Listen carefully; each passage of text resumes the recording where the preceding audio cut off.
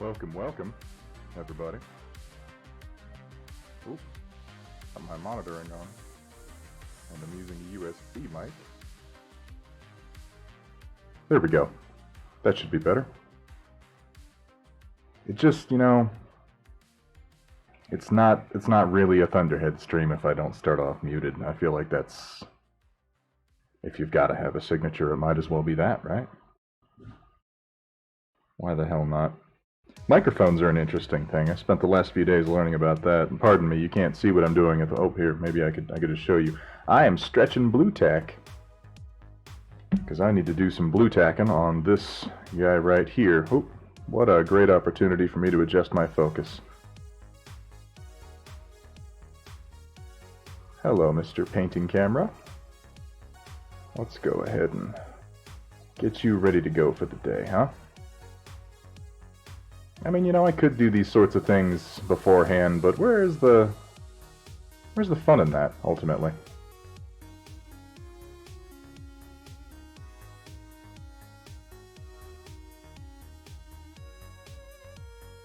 I wish autofocus didn't suck. That'd be cool. I think distance problems with my camera are some of the biggest ones that I have, but every time, it just gets a little better. There.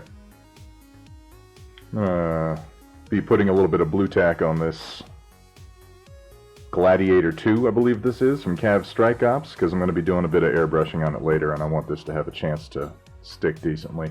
What's up, Cat? Lone Dragon, good to see you. So, like I was saying, microphones are, they're a funny thing. There's something I didn't really know anything about leading up to the last week and a half or so of streaming. As far as I'm concerned, they probably have like a ring made of processed unicorn horn in there with fucking spider's webs strung between it. And it functions on, the wishes of young children.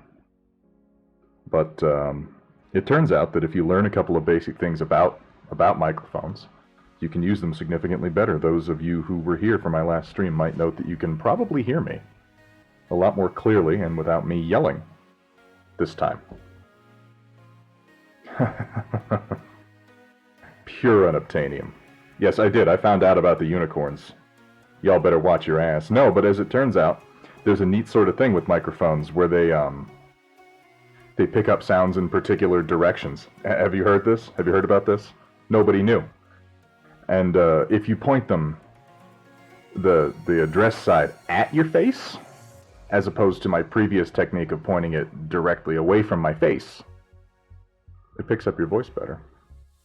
I apologize for any plosives that might happen today as I speak directly into the microphone. I'm going to be putting a pop filter on later because that doesn't cost anything. So yeah, hopefully everybody can hear me a bit more clearly this time.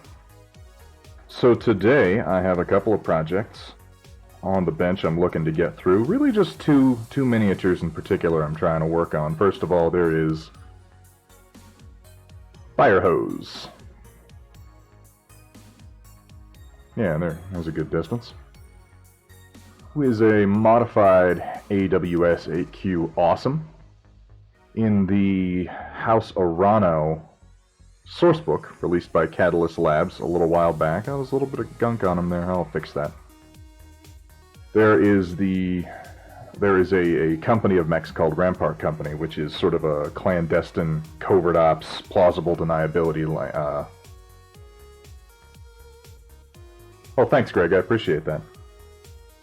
But anyway, they're not officially associated with House Arano. They do things that House Arano can't legally do, so they appear to be pirates for the most part. So I'm yeah, that's hard mode, Cat. That's what I was doing. Let's go with that.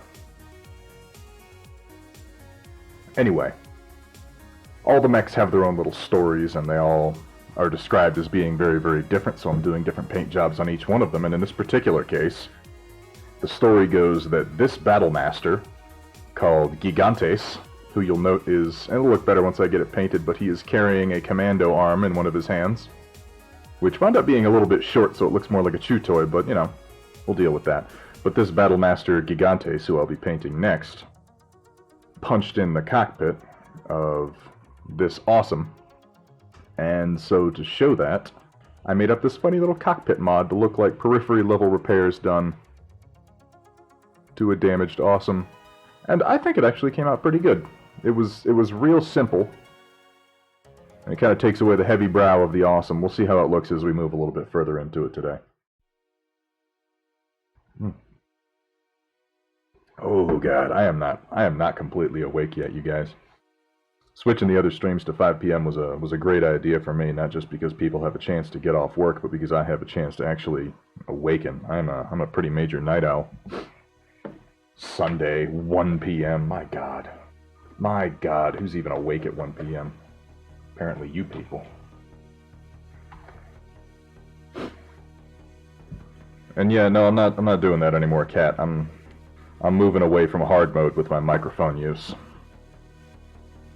So, for just a minute here, I'm going to be peeling off pieces of blue tack and sort of awkwardly sticking them around this figure to mask areas that I don't want to paint orange. Oh, good for you, Greg. If anybody deserves to sleep in, it's you, man. Shit. Oh, I'm sorry to hear that, Lone Dragon. That's never a good feeling. I mean, I could say something more obvious than that, but I'd be hard-pressed to. Being sick, oh, that's just never a good feeling, is it? I don't like feeling sick. Bad feelings are bad. This is the kind of insightful commentary you come to me for.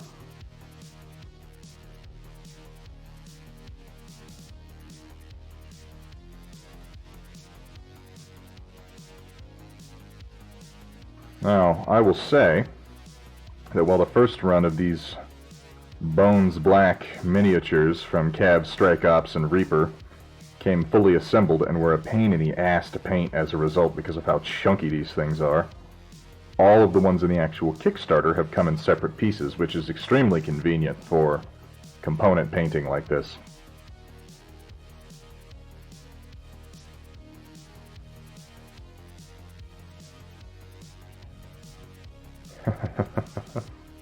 Well, we can arrange that, Flav.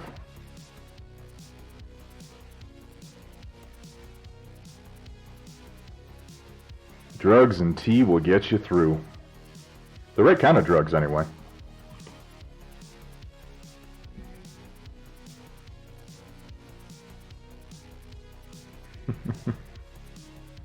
Oh, I'm sorry to hear that you're not feeling well, Cat.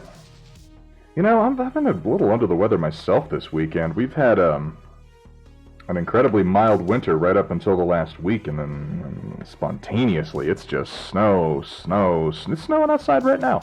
It's snowing outside right now. It's like it never stopped from the last time I was streaming. It's out of control.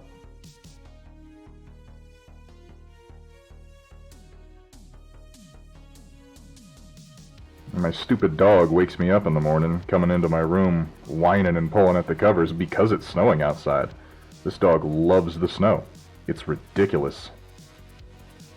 I let her out in it, and she finds the nearest snowdrift, she aims her nose down at the ground, and she goes full speed and just plows right into it every single time.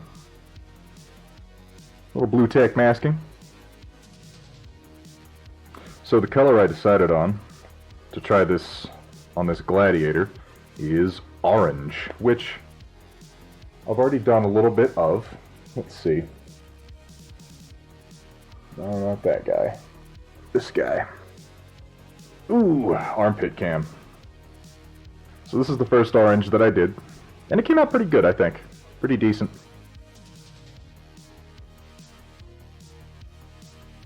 And I went for kind of a battlefield base on him, playing with some wire, doing concertina and such. And I'm going to do the same with this white stripe, going down the left side all the way down the leg. But the shading, I don't know, it's not exactly what I want it to be. It's real dark, and the orange wound up a little washed out in parts. So I was staring at my color wheel, and I realized, oh my god, I can actually use this from time to time and not just put it on my desk as some type of, you know, art cred. Did you know you can use the color wheel? Did you know it's a tool? Anyway, I think, based on what some other people are saying, that you can get a pretty decent shade orange shade by using purple. So we're going to try that today, using the airbrush a little bit later. This should be interesting.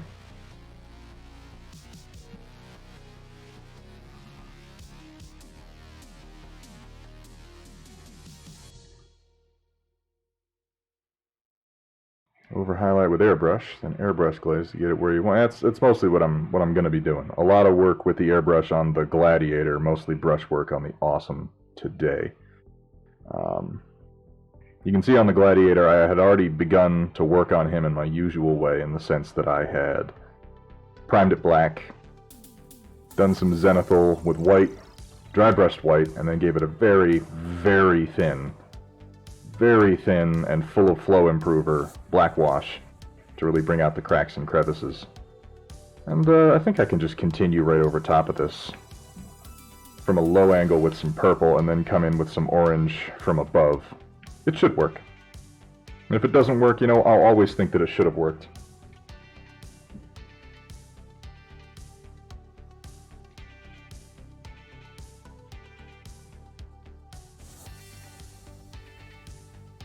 I did. I saw that exact one, Greg. You're thinking of the very one. I saw that, and that led me on a whole YouTube extravaganza of checking out videos of people using... What are those colors called? They're obviously not complementary. They are...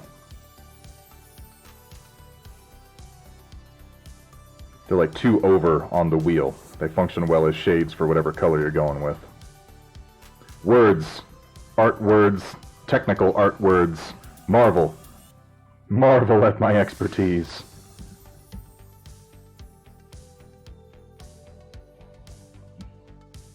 You know, it can be tricky making color choices, particularly for Mech Sloan Dragon. I feel like I'm fairly bad at it most of the time. I end up just picking a color at random, and then from that color I'll start looking outward on the color wheel for other things that look like they'll go well with it, and then just kind of put them around randomly. Randomization is key. That's what I'm always saying. Wolverine, hey man! Good to see you. Thanks for coming in. Wolverine DH, everybody. This guy, he's done some pretty fantastic work recently on both terrain, and you've done some vehicles and stuff lately too, haven't you? Lots of stuff that's up on Thingiverse. If you are a fan of Battletech, if you are a fan of 3D printing, if you're a fan of 3D printing Battletech, woo! Check out Wolverine on Thingiverse. That's the only place I know to find you. Do you have any other websites?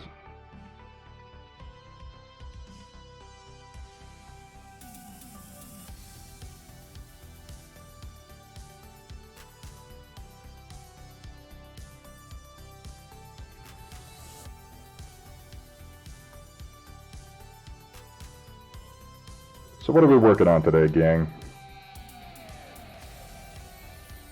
The gang, the crew, the boys, the Doppler crew. No? Is it too early for that? Okay. It's too early for everything. It's only 1 o'clock. My God.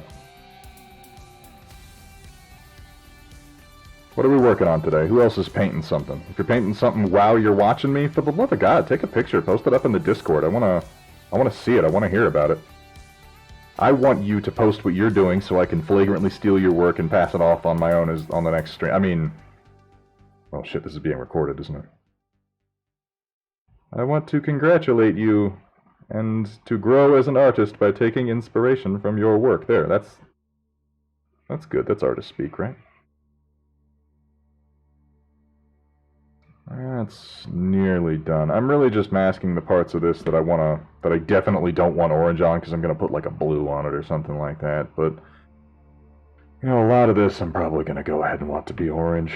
These mechs, Cav Strike Ops, by the way, is the game that this figure is from, in case anybody is wondering. And, it's a good game. It's enjoyable. I don't play it anywhere near as much as I wish that I found the time for. But then again, miniature hobbies are a funny sort of thing. There are many of us who seem to just wind up painting figures and almost never get to play with them. So hopefully that's going to change here pretty soon.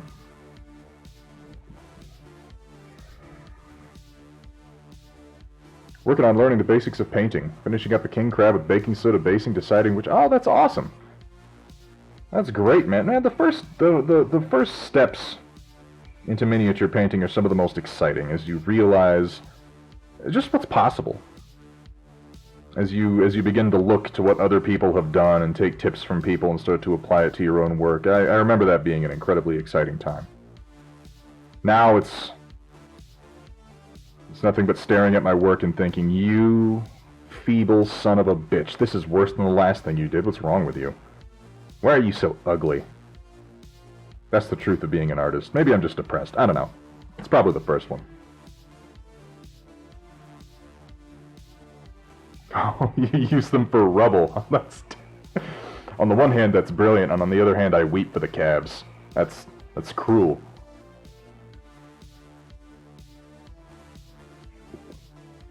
I'll take a look at your work, Lore Friendly. Never too early for squad names. I try not to get ahead of myself anyway, Cat. It would be something weather-related, and it would definitely be stupid. And if it were the best sort of squad name, it would include at least one inappropriate euphemism. I think I'm just going to do a teeny little bit more here.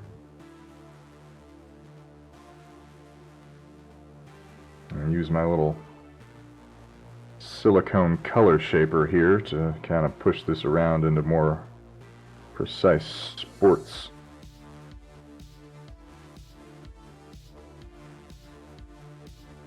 Because I do want orange on this shoulder piece, but I don't necessarily want it beneath it.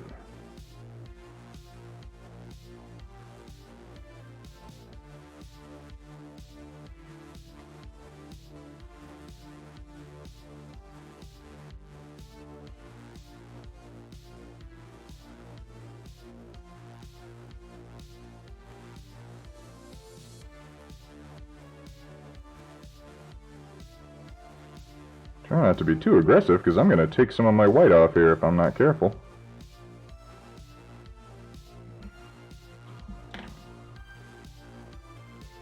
Who names a squash? What's up, Daylight? How you doing, man? Good to see you.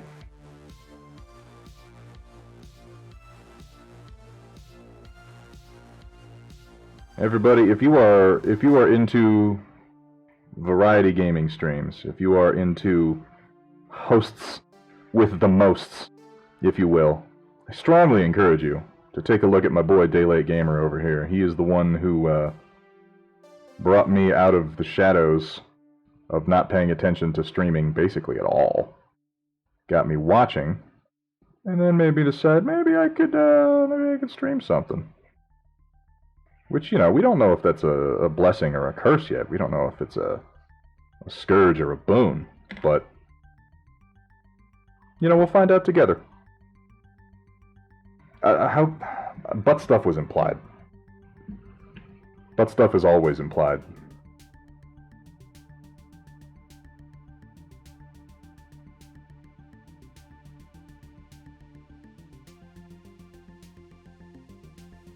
You could be doing homework, right?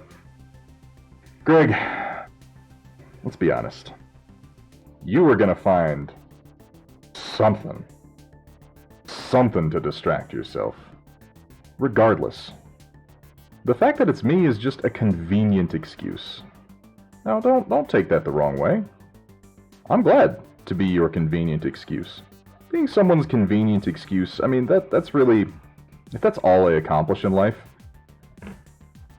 is providing an excuse, a valid excuse for somebody else's slacking, I feel like I've made my contribution to the onset of entropy, and that's really all that matters. Because, ladies and gentlemen, in the end, all will be cold and dark. Yeah, that's a nice thought to start off your Sunday, isn't it?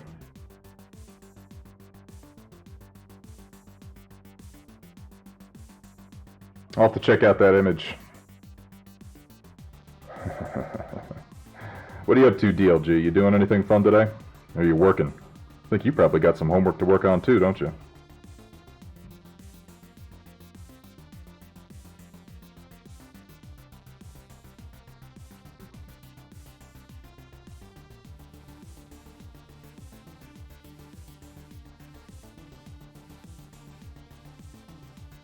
I always put down too much. Why do I always think I need more blue tack than I really do?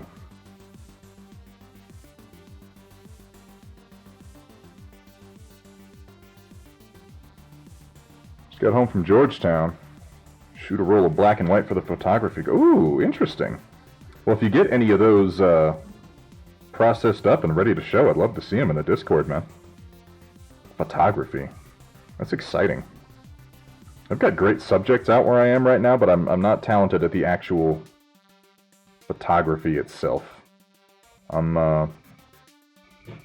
trying to learn, because as I've told people 1,000 times, you can be great at painting miniatures, but taking pictures of those miniatures that don't look like shit is a completely different skill set, and it's one that I'm trying to develop right now. I have reconfigured my office so that there is a dedicated paint. I'm just going to say the word paint for the next half hour. Photo. That's the word I was looking for. Photo tent off behind me to my right. And I dug out an old DSLR camera from like 2009 that is still a hell of a lot better than the damn camera in my phone for taking these pictures. So I'm going through old miniatures, taking some fresh pictures. You've probably seen a couple of them if you follow me on Facebook. More will be popping up. I'm going to add them to that slideshow that I've got ahead of the stream, because a lot of those are old photos. I think that's probably good for masking. I think the rest of this crap can be orange. Yeah, that should be good. Those are good spots of color.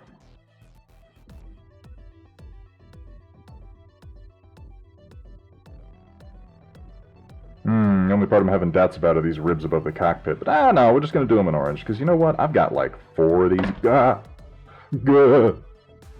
Oh, how attractive. I've got like 4 of these Gladiators to work on. So I can afford to do them in a few different ways, I think.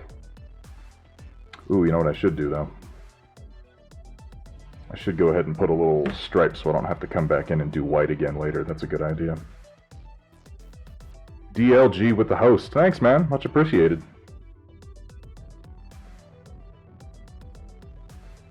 Well, let's pull this off to make it easier. College is a racket. Unquestionably. It's both an amazing institution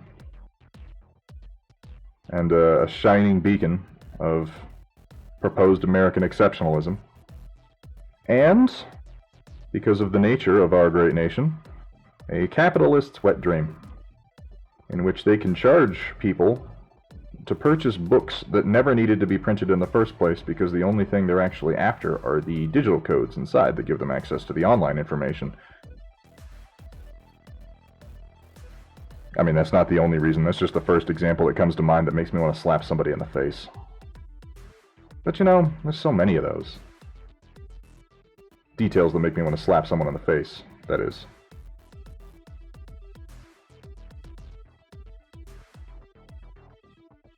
Maybe I'm just kind of an asshole. I don't know. That's possible. Even likely.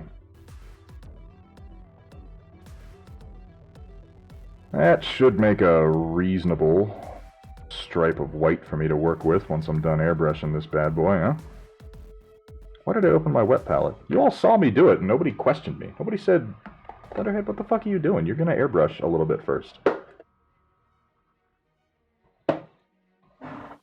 Cat. You're not an asshole. Only I... Look, Cat. I don't have a lot of rules on this stream.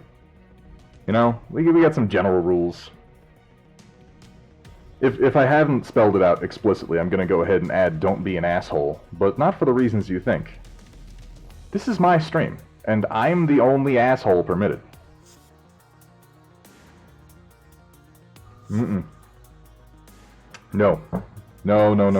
they do not. Not everybody wants a master's in accounting. Even the people who want a master's in accounting don't actually want a master's in accounting, they just don't understand yet how little they want it. Ugh, all this leggery.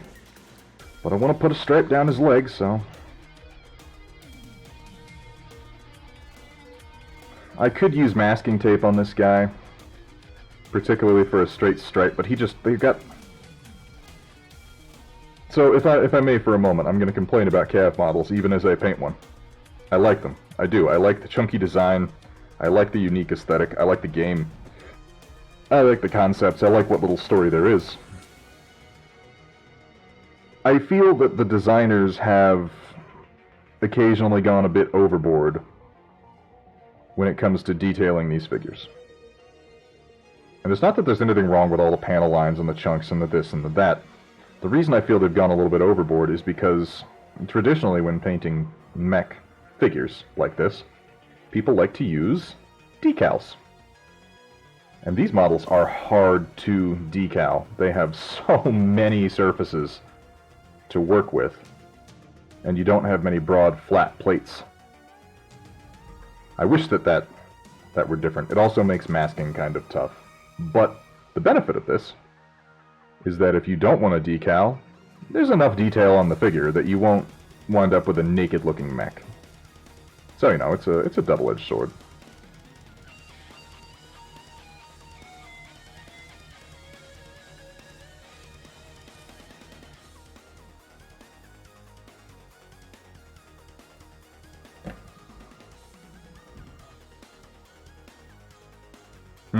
It's true. If anything, Zorro had a problem with unmasking.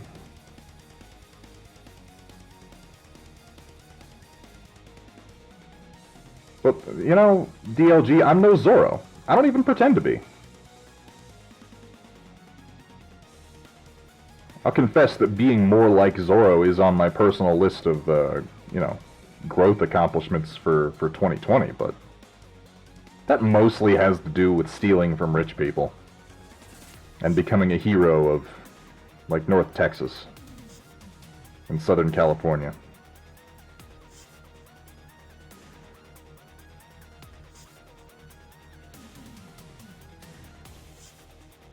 Robbing trains of gold and shutting down mines run by F. Murray Abraham. Wait, wasn't he in that movie? Who was the bad guy in the Antonio Banderas Zorro? I can't remember. It's been so long since I watched... Were there two of those movies? I feel like there were two of those movies, but I can only remember the plot of one.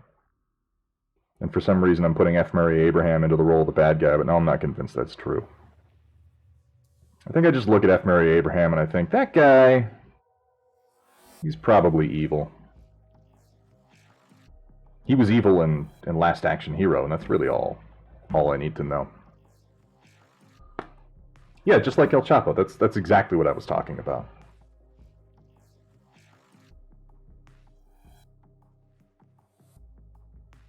Oh, weird. Yeah, I don't think I saw the second one. I remember that it happened. I'll try not to let this masking take much longer. I think I'm on the last bit of it that I need to do, and then I can go ahead and start laying down some color.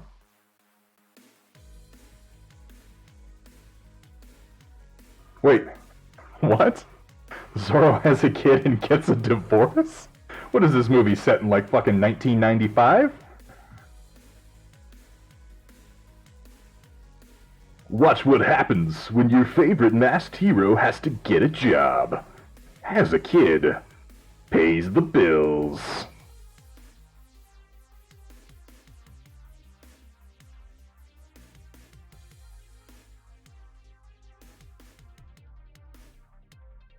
He's about to find out that living in the modern world is not so easy.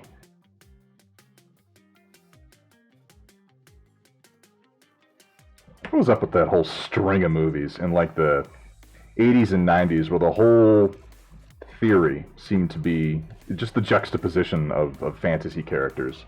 Like, the first one that comes to mind is Masters of the Universe, where they're like, let's make a Masters of the Universe movie, you know? Let's make a movie about this show, about these heroes from a land called Eternia, with magical fucking powers fighting over Castle Grayskull and the powers of Eternia locked therein. Or is it going to be set? Like modern day New York or LA or whatever the fuck it was. We're going to bring them to Earth. And it's going to be wacky. People are going to be like, whoa, man, you can't dress like that. Think of the fashion. They did that with that. They did that with, I think Beastmaster 2 was the same thing. Where the first one was a perfectly serviceable fantasy movie, and the second one, they're like, oh, wouldn't it be zany if he had to live in the modern world? How fucking boring is that whole concept, and why does it keep happening? It's like the king and kid, the kid in King Arthur's court, but less interesting. Which is hard to do, because that's not very interesting.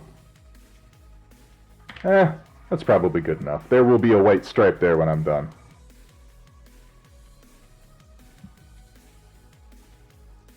Am I missing anything? I don't think I am. I think everything else can and should be orange, and I'll be okay with that.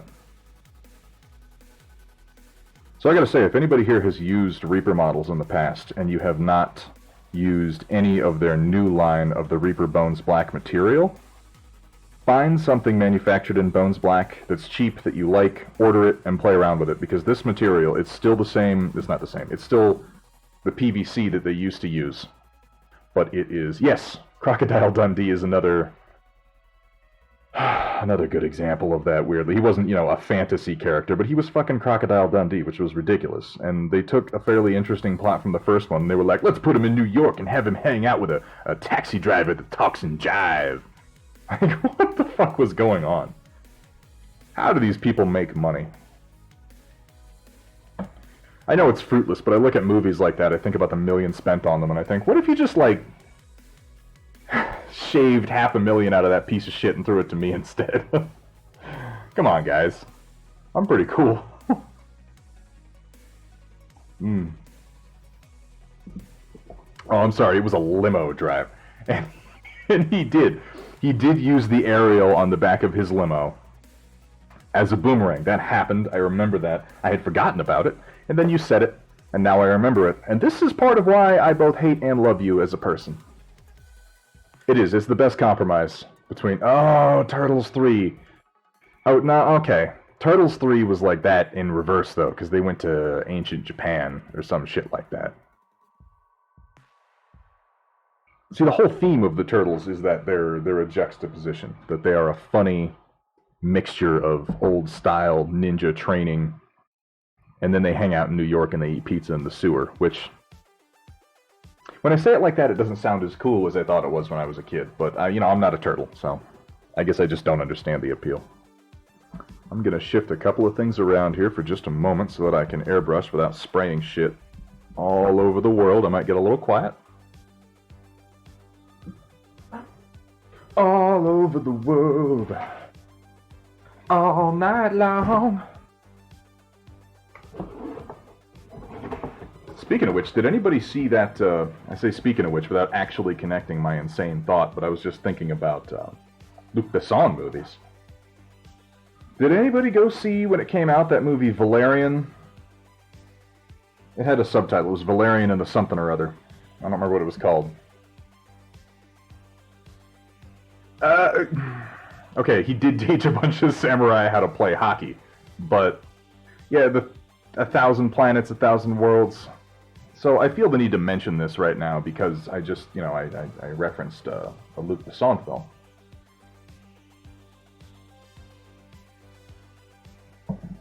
Why the fuck would you try to watch it more than once? It was a terrible movie. Lore friendly, I'm not familiar with the Infinity Clockmaker. I'm familiar with Infinity models. If the Clockmaker is anything like a lot of the sort of anime-themed models I've seen from Infinity... Probably something fairly bright. I don't know, in my head I'm thinking start with a vivid teal. And then use accent colors of just an off-white, like a bone color. Yeah. Oh, he wears hammer pants. Well, in that case, paint him like MC Hammer. What are you doing? Why are you even asking these questions? Alright, let me say something about Valerian. Not a whole lot of things about Valerian, just something about Valerian, The beginning 20 minutes or so of that movie are amazing. Absolutely incredible. Like, the sequence with the people on the planet and the war coming and crashing through the atmosphere, leading into the sequence where they're building that moon base that became like UN for everybody. That was an amazing sequence. I was so excited for that movie to start. So excited for it. Watch the first half hour of the movie, DLG. Just watch that. It's really, really good. JT, good to see you, man. Hey! Penis Land Warrior. Pen Island Warrior. Every time. I just, I like saying it. What can I say? But yeah, watch the first half hour of the movie, because it's absolutely fantastic. And then as soon as you get past that, it will be the dumbest shit you have ever seen in your life. Nothing will make sense ever again. It was insultingly stupid from that point on, and yet they managed some of the most beautiful 30 minutes in the beginning of a movie for a while. I saw John Carter from Mars very recently. I did not see it when it was in theaters. I enjoyed it. I'm not going to sit here and say that it was like a great movie. It was a cheesy fantasy flick, but I love cheesy fantasy flicks. And I think it did everything pretty well. I'm not really familiar with the source material. I know there's a bunch of it, but I'm just not familiar with it. Alright, so I'm going to try using some of my Vallejo Alien Purple. And I'm choosing Alien Purple not because of any real considered choice, but because it's the only pre-thinned airbrush purple I have at the moment. But, it should work. It's a little pale, but I think it'll do just fine. Let me flip on my compressor. That needs to happen.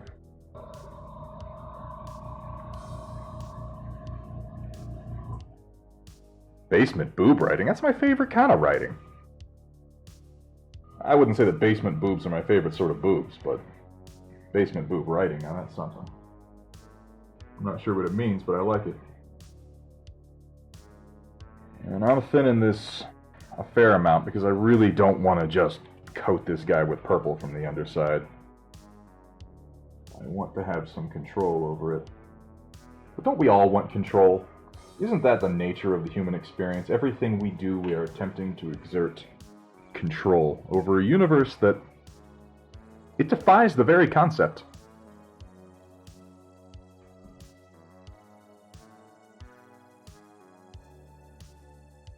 What was the name of the chick who plays the super tan princess in John Carter of Mars?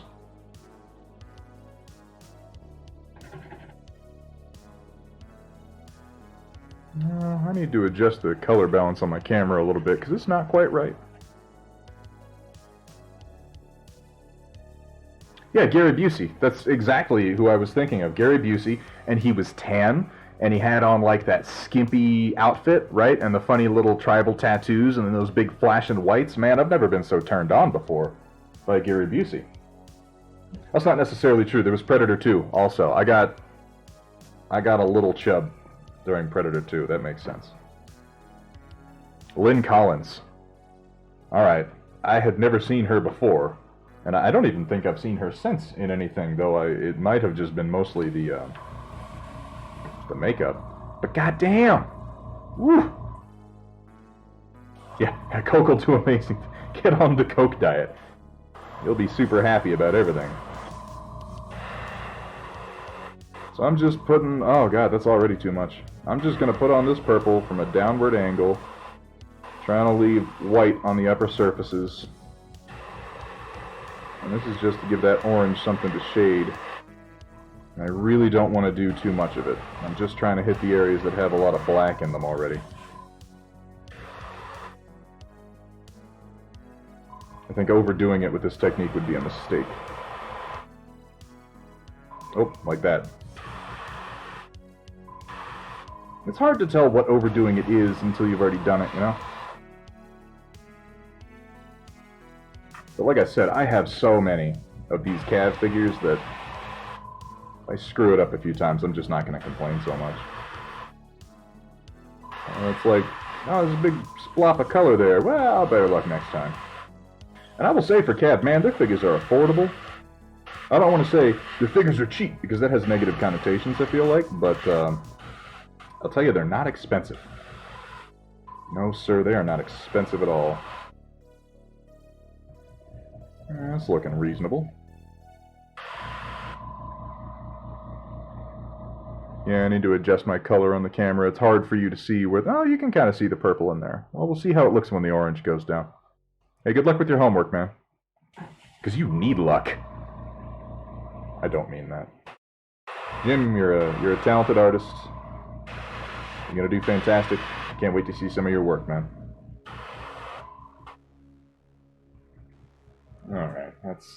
decent.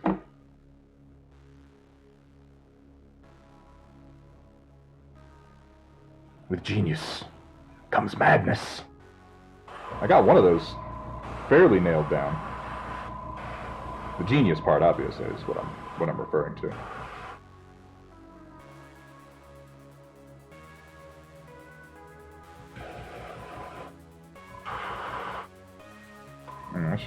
I should move this out from the direct back spray area. Yeah, that's a good idea.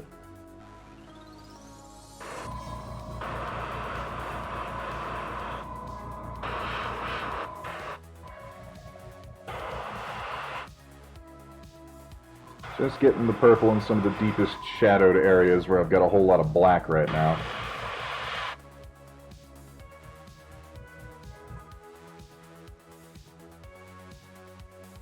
I hope this looks good when I'm done with it.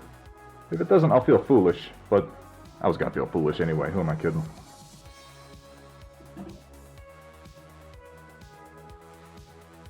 Blue base purple. Didn't answer your game question. Looking for an XCOM style game. Have I played Battletech? You mean Battletech? If the answer to that is yes, you're talking about Battletech. 1, yes, I have played it. And 2, it's fucking amazing. And 3, if you like XCOM, you're gonna enjoy Battletech. You're gonna enjoy it quite a lot, I think. And yeah, it's a pretty blue-purple. It looks a lot bluer to you in this camera because I think my white balance is a little bit off. Pardon that. Every stream gets a little bit better in some technical areas and a little bit dumber in others. Eventually I'll have a stream that's perfect, but that is not this day. This day we paint.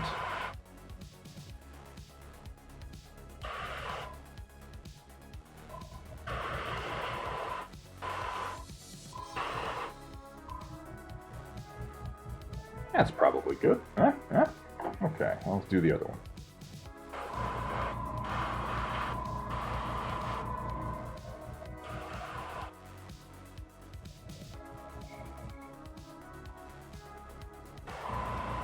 So I watched the Jay and Silent Bob reboot last night.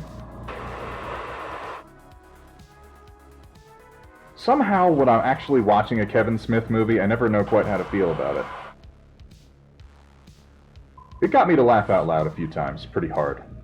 Mostly the scene when Tommy Chong was just sort of rattling off his usual idiotic stoner jokes.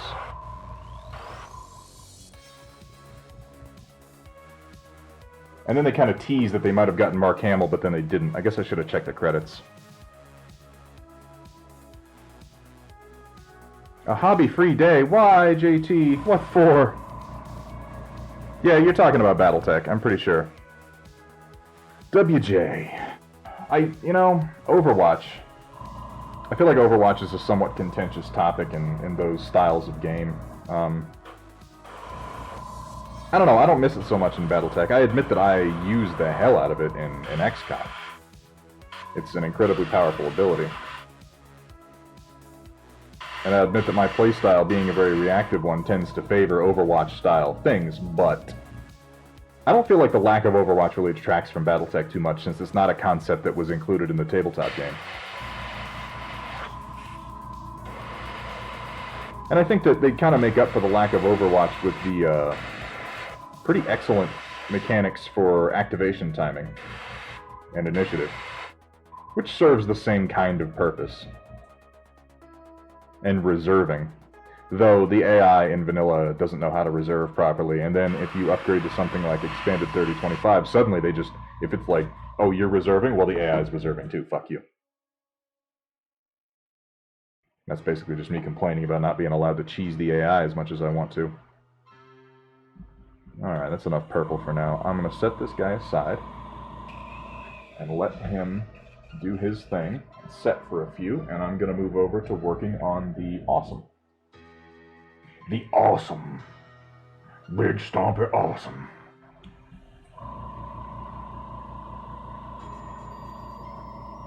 The maneuver. No, I'm not talking about the game. Good God. I don't play Overwatch, the game. That's madness. Do I seem like the kind of person who's real big on Blizzard titles. Actually, I could seem like the kind of person who's real big on Blizzard titles. I guess that's possible. I'm not, though. I feel like I was betrayed by Blizzard in the early 2000s, and, you know, my opinion matters a whole lot, and they definitely care that I boycott their products. They're like, oh, shit. We're not getting a revenue stream from one single solitary guy who used to play WoW. We'd better change our business practices. And you can see that it was effective because this year they... Oh, wait, no, they shat the bed even more. That's right. Just putting him back together so I can set him aside. Oh, can't do that.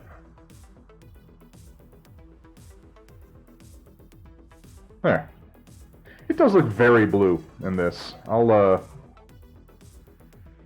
looks more purple to me. I'll address that next time I break into my camera settings. Guys, I don't know anything. I don't know anything about... Well, anything. Let's just go with anything. I don't know anything. I know hot dogs are delicious.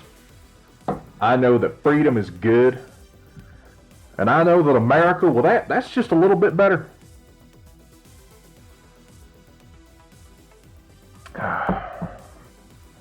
I literally forgot what I was saying when I started to say I don't know anything, so I guess we're just going to go with that. There was a thing, but it couldn't have been that important. Alright, let's set the airbrush aside for now.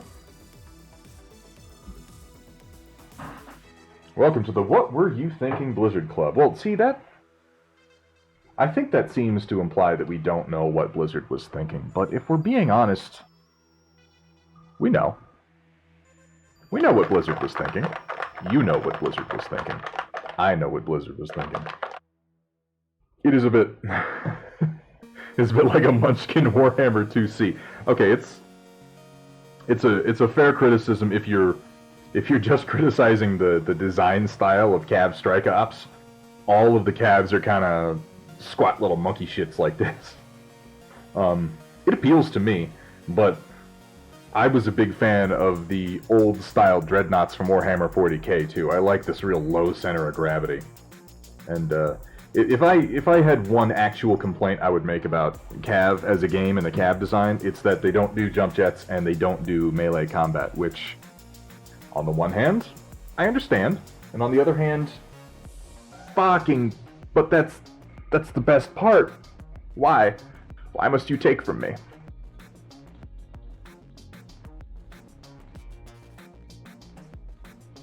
Lore friendly, if you bought... Oh, Greg. Oh, Greg. Yes, exactly. Cat and Captain Penis, who I'm not going to call you that. That's just your name. You're going to have to deal with that. Are absolutely correct. Are they stupid greedy? WJ, have you seen the numbers coming out of China? Because the Chinese fucking love Blizzard games. And I think it's more likely that they just don't give a shit what we think because we're not paying enough. How have you been watching me bullshit and mask minis for an hour? Y'all are out of your minds. Alright, let's do a little painting, shall we? What was I... Lore friendly, if you bought a pack of brushes for $10, they began dying the moment you checked out. The moment you paid for them. I'll work on my walk-in impression for the future, thanks. There's nothing wrong with using cheap brushes. I've seen people accomplish incredible things with cheap brushes, though I would note that they're mostly people who are very, very good at what they're doing. That's not entirely true. It's just the cheap brushes don't last. They never do. Even if you take care of them, the synthetics don't hold up. If you want to get a brush that's going to hold up, I recommend that you go onto Amazon or go to an art store that carries higher end stuff. And find one of these. Oh god, this one's so worn. Let me get you one that you can see.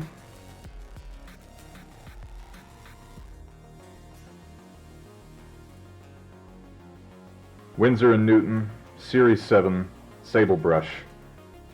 A number 1 or a number 0. They are my most used brushes, and if you take care of them, they will take care of you. This one I'm using is abused as hell. Sable brushes in general are good, and I'm sure that Greg could recommend some other brands, because I know that Winsor & Newton hasn't been the most popular lately.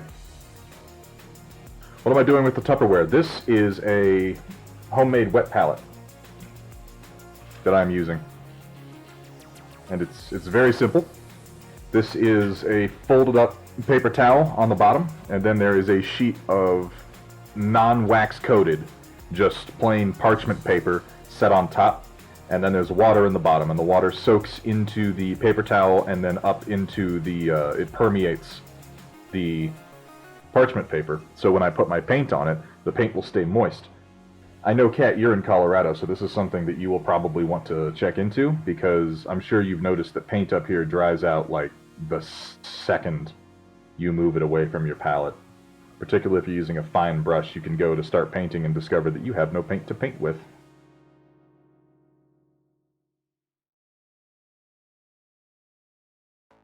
That might not be light enough. So I'm going to go over all these, what are meant to be black panels, and I'm going to do some edge highlighting with gray, and I'm going to do some spot highlighting with white, and then I am going to go over and give them a black wash to even out my splotchy paint marks. And then I'll start to address the yellow, which will be fun. I love painting yellow. It's so easy and cooperative. It's not.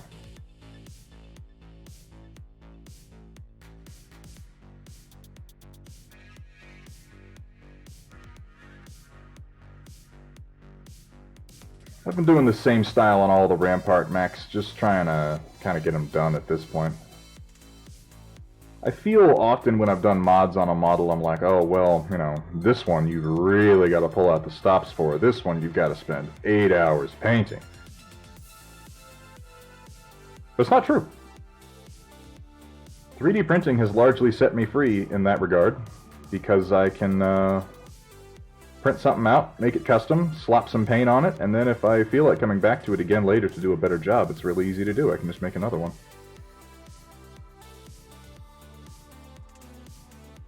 I left a bit of blue tack in there.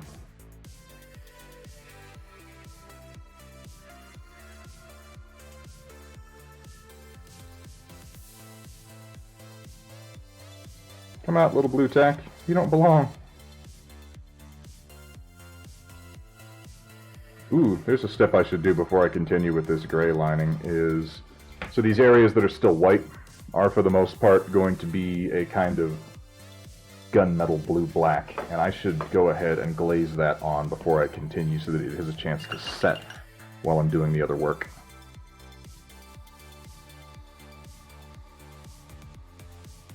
Well, I'm not painting yellow over black, I'll have you know. I have become smarter than that in recent times. I went ahead and masked that yellow this time and put the yellow over white, which worked better.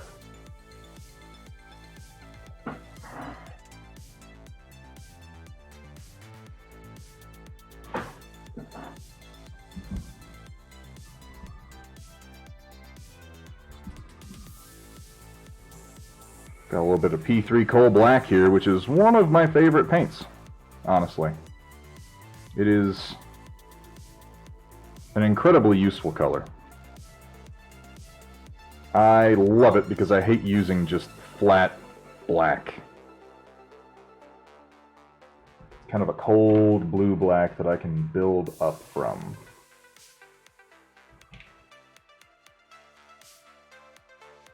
Zenithal priming will change your life.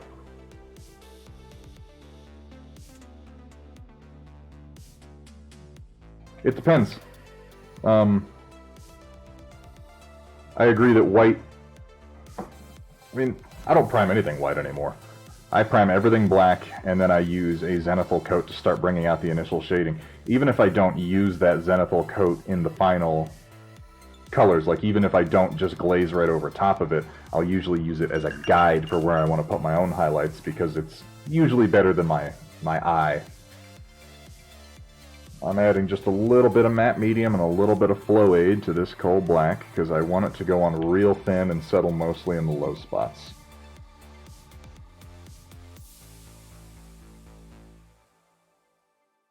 In fact, I'm going to add a little bit of actual black to it. Not a lot. Yes, getting lighter is harder than getting darker. You can always put dark over light, but putting light over dark, ooh, that's a pain. You know, when you're just getting started painting, it can seem real daunting. Even if you've been painting for a while, it can seem very daunting, and the temptation is to look to other painters and what they do and adopt their techniques. And this is smart, obviously. There's nothing wrong with adopting the techniques of others, but it's important to remember that this is ultimately, it's an artistic endeavor, and there's no wrong way to paint a model. There are ways to paint models that make them look...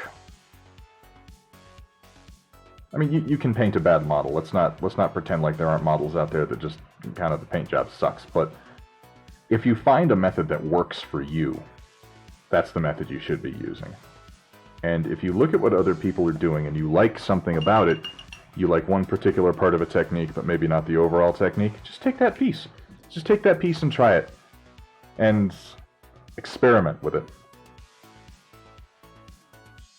Because the only right way to paint is the way that works for you. And the way that works for you won't necessarily work for everybody else. Everybody's got opinions, though. People will unironically tell you that there is a right way to do things, and it's the way they do it, and you should be doing it, but they are just full of it.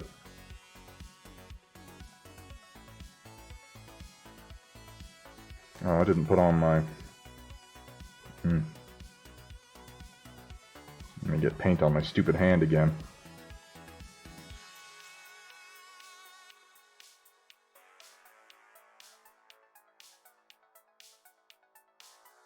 I'm getting in here deep on the knee joint because I'm going to come back in here with some highlights later. I find on these mechs it helps to spend some time paying attention to the knees, the hips, the armpits, the elbows, that sort of thing, just to break up the more broad splotches of color. After all, they're meant to be mechanical.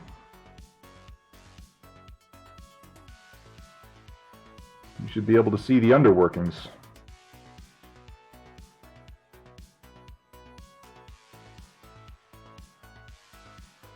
Oh, I overmasked a bit there. I'll have to lay down some black. That's okay. That's okay. I love it when I find the little mistakes in places that I've missed when I'm painting one of these guys, because I just remind myself that is a perfect place to put some rust later on. Paint his little crotch vent he's got here. That must be one of those heat sinks he needs so much.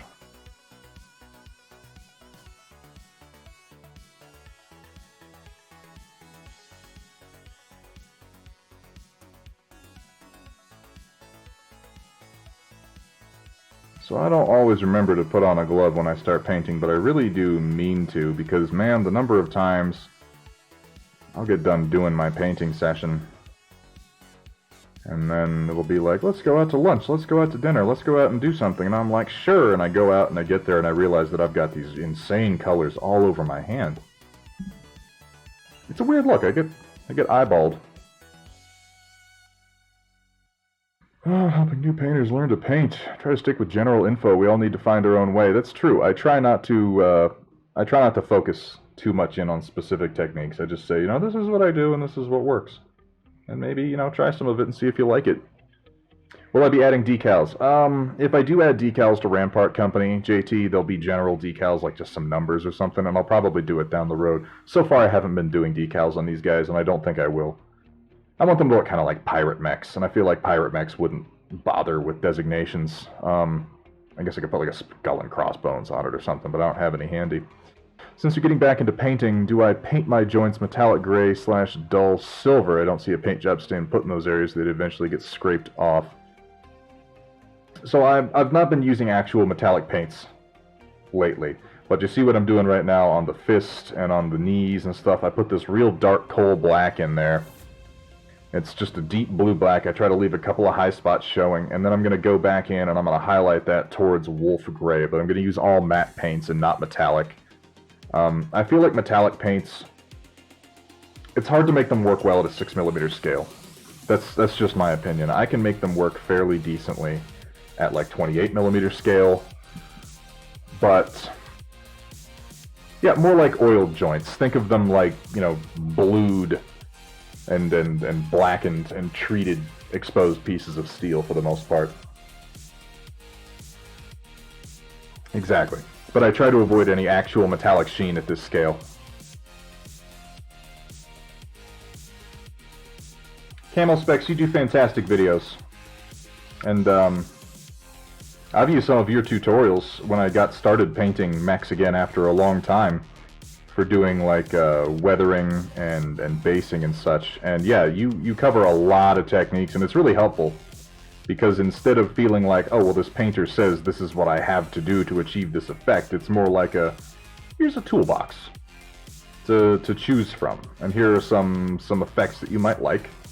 Pick the one you do and go for that.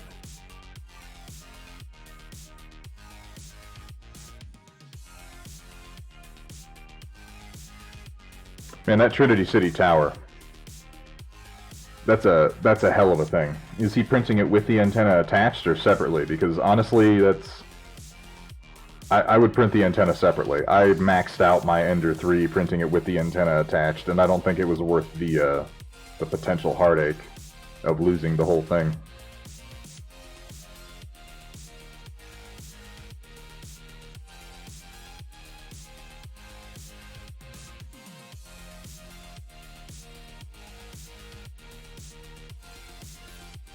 I also, when I'm giving people advice on painting, when they ask my advice on painting, because I'm no expert by a long shot, there are people streaming painting right now that make me look like an incompetent asshole more than I usually do. But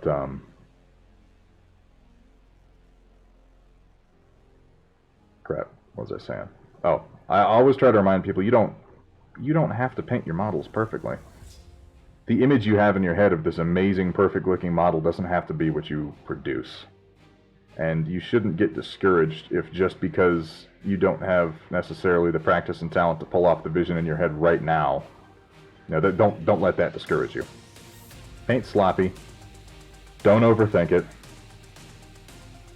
Any painted model is better than an unpainted model. That's just the truth. I prefer a crappy paint job to no paint job at all, and a bunch of crappy paint jobs over time will equal some really good paint jobs down the road.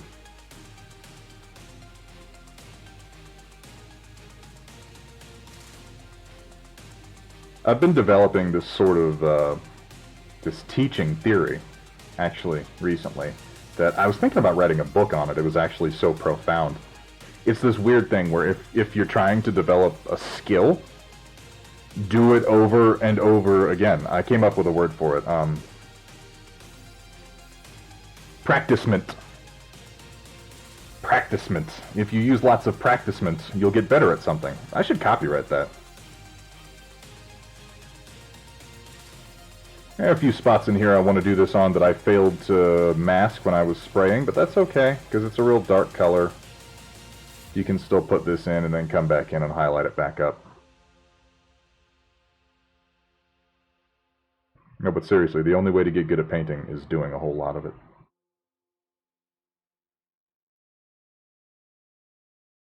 Even if you're paying no attention at all to online tutorials and tips and tricks and color theory, if you just paint a whole lot, eventually you'll start to figure out what looks good and what doesn't.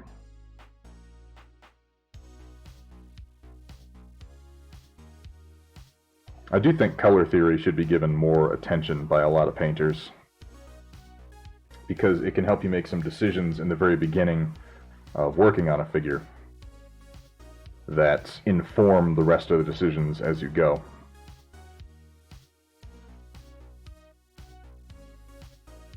I don't even know why I'm bothering to paint this strut right now. I'm going to have to come back in and do it again later after I do the cockpit glass, but whatever, I've got the paint out now, so.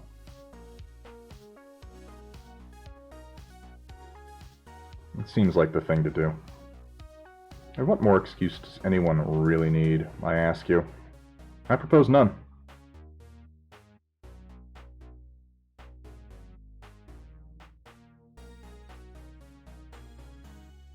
Yeah.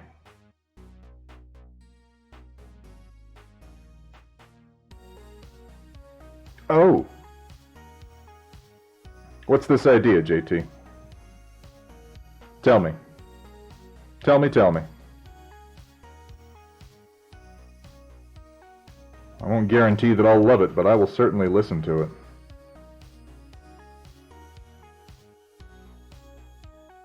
And I don't believe much in the sunk cost fallacy, you know? Just because you discover a good way to do something later that might impact your earlier work doesn't mean you shouldn't do it.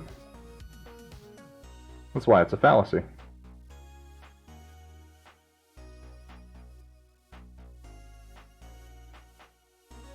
I left some white there that I didn't really mean to, but you know, we'll fix that later.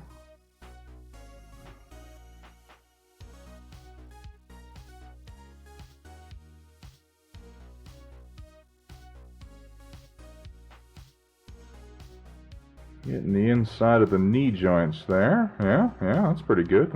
That'll look better once I've come in and done some,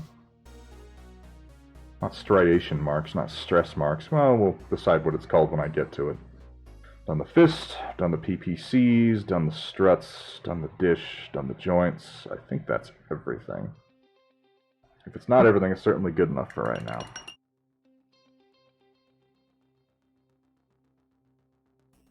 I mentioned printing on an Ender. Post 3D print preparation process in any of my past streams. I haven't really talked about the post print preparation. I print mechs. I started printing mechs, FDM, on the Ender 3.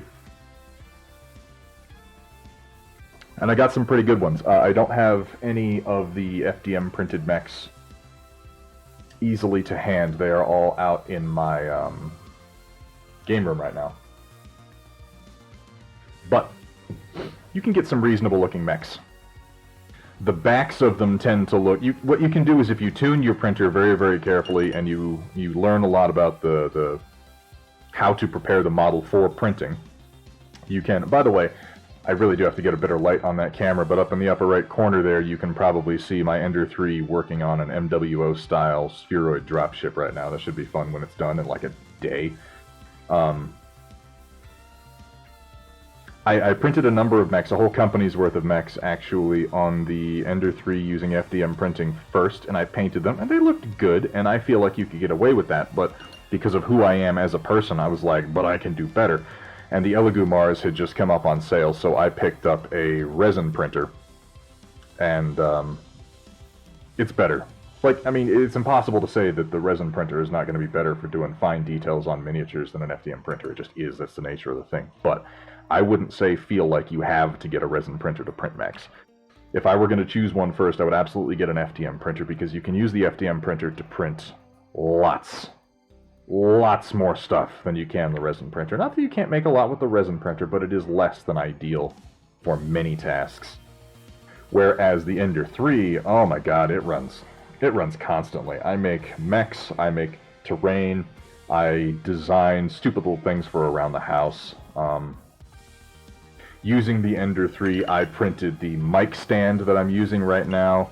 Using the Ender 3, I printed the, you can't see it, but the articulated arm that my painting camera is on directly above this. It is attached to a shelf above my head, and I can swing it around. It's a totally printed item. I print fucking everything. I print my own bases. I print minis. I print mechs. I print modification parts for mechs. I love the Ender 3. I love the Ender 3. I am working on some items to help my bro Daylate with his stream right now. Working up some like branded items in Fusion 360. That should be interesting. Alright, I'm getting back to starting to do some of this gray and white on the black panels for the Awesome now. And I'm just doing real simple edge highlighting. I'm not going to bother overthinking where the light direction is coming from, because as long as I'm picking out the details, I'm doing my job.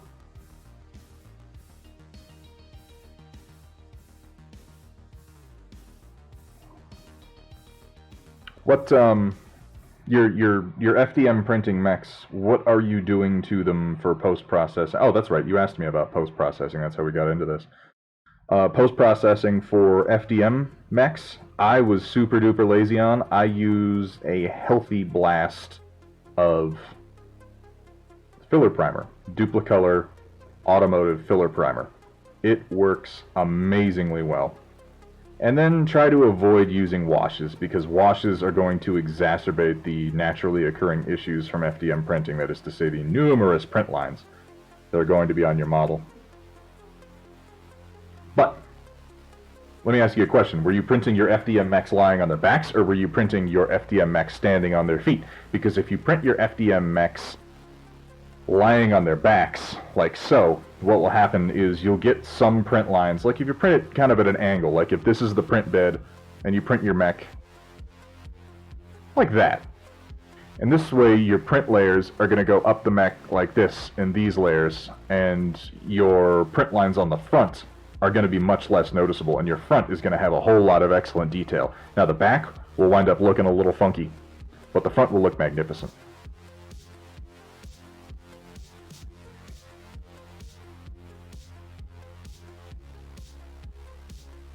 I didn't, WJ. I know I said that I would, but as soon as I got off the stream, I got caught up with trying to equalize my voice. I will take a look though, because I'm very interested in that. Cheap terrain, man. That's where I live, and I think papercraft is cool as shit. And with the number of like lasers and design programs out there these days, everybody's able to get in on the design fun.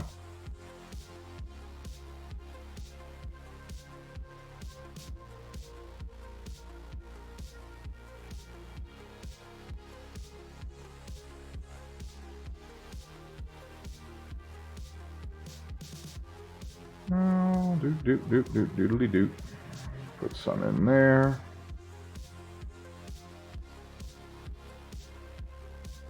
When I'm doing edge highlighting like this, I do try to put some consideration into the direction that the light is coming from, but not too much, because that can slow you down, and the fact is, it's not going to matter that much when you get down to it.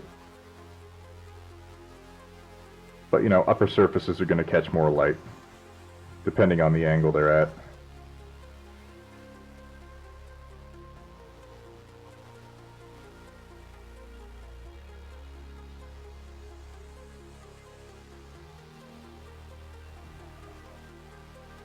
Food grade 3D printer with food safe storage and extrusion. Oh, can she print me a waffle? I want a printed waffle. That sounds delicious. I'm not sure what about printing makes it sound delicious. Maybe I'm just hungry. Maybe I just want a waffle. Anybody want to send me some waffles? I can't get up right now, so you'll have to like convince my dog to bring them in here or something.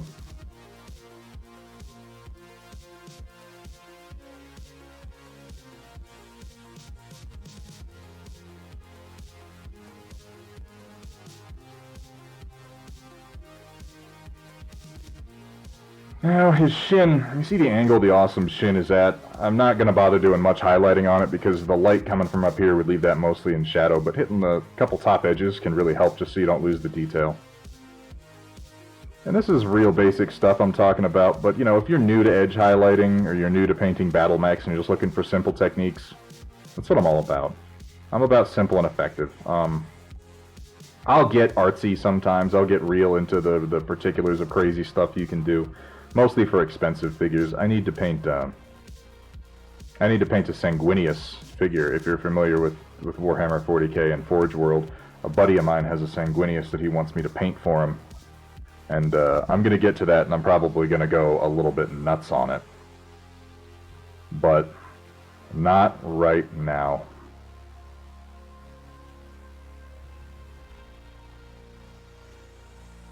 Oh shit, I'm sorry to hear that, Lone Dragon. You go take care of that, man. Hopefully all is well. 3D printed chocolate battle mechs. Oh, delicious. Candy battle mechs. Why'd you poke a hole in your awesome dish? Oh, longer antenna. Well, don't think of it as too much of a risk. You know what? I'll tell you what. If your effort to make a longer antenna at the center of the dish doesn't work, and you find yourself thinking, my god, what have I done? I've ruined my awesome. I'll print you another dish. I'll whip you up another dish and I'll send it to you and you can have it. As limbs are blown off the mech, you can eat them. Ah! Warhammer 40k Mechanicus instead of... So, that's also a good game. It's not as in-depth as Battletech.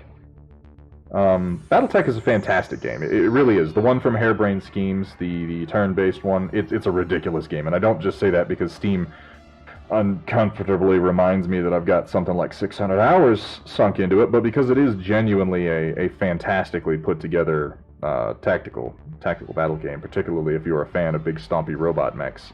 But Mechanicus is excellent too. Hey, Pale Ale, thanks for the follow, man. Good to have you.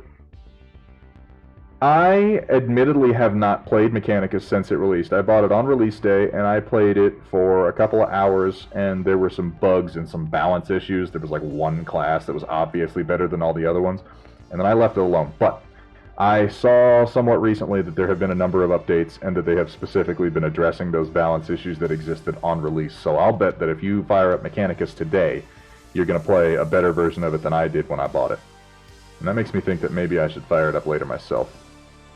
Mechanicus has incredible sound design. Really well done for a fairly low-budge game. I maintain that Games Workshop just sucks ass at licensing their own material, but in that particular case, I think they did a fine job.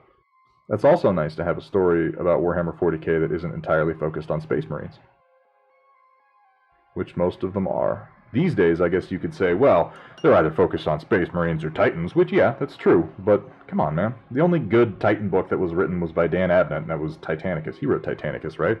Shit, that was Dan Abnett, right? Did I just make an asshole of myself? I mean, more so than usual. I agree, HBS did a whole lot to Mechanicus. HBS did a whole lot to revive Battletech as a franchise, but Battletech as a franchise had been sitting essentially untouched for nearly 20 years. Battletech was nearly dead as a franchise, being honest. How many times did they tell us MechWarrior 5 was coming out? I lost count.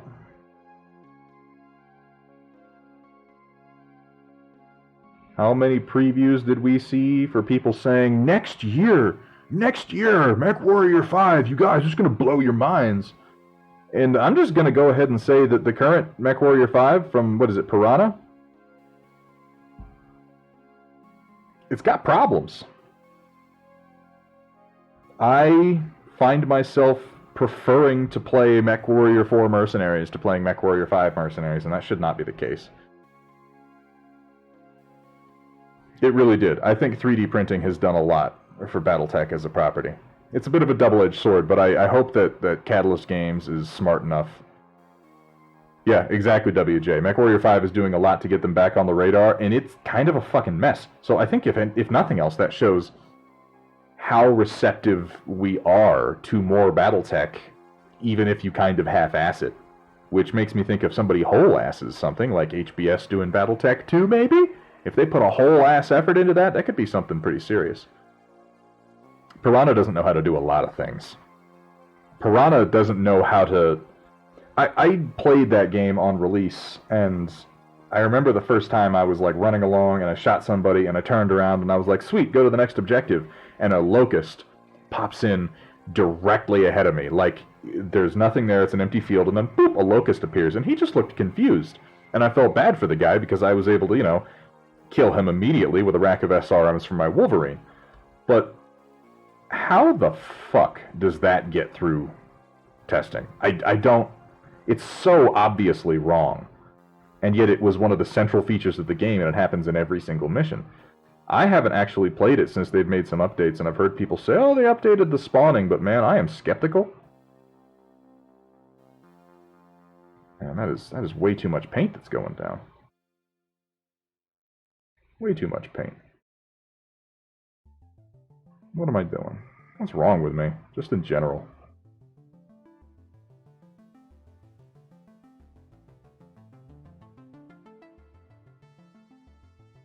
What is wrong with me? There we go.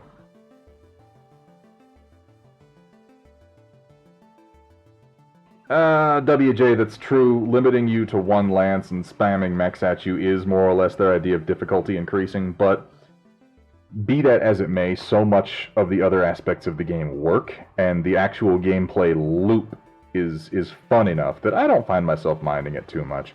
And that's really the key, I think, to any of those games, is particularly ones where there's like an open-ended career mode. It's not that we expect you to come up with a combination of gameplay elements that create a truly unique and novel experience that we've never had before in a video game. I understand that ultimately what you're having to do is build a sort of a Skinner box for me, a gameplay reward-risk loop in which I do the same thing over and over again, and it changes slightly each time, and I enjoy myself, and the one in Battletech is very enjoyable. Sentient Pickle. Is Piranha behind MechWarrior Online? I don't know. I have never... I've tried MechWarrior Online a few times, and I can't get into it. I don't really do multiplayer games, though. There's somewhere out there in the land of multiplayer games is like a massive gang, if you will, of 13-year-olds who have fucked my mom, and I've met so many of them. I don't feel like I need to meet any more. You know?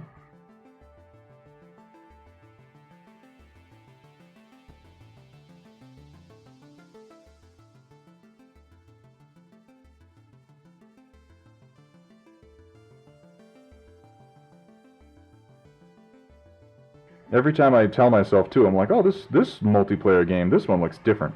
This one I'm going to get into. I regret it every single time. I am a misanthrope. I truly am. Most human beings I detest. We just kind of suck as a species. We're amazing as a species, too. We create some of the most incredible things. We create the very concept of incredible things, and then we make those things. And then we take big dumps on them. So, you know, perfectly balanced as all things should be. JT. Yeah, those were the days, huh? And he'd be like, I'm gonna go bang your mom later tonight. And you're like, Dad, it's really late. Could you go to bed, please?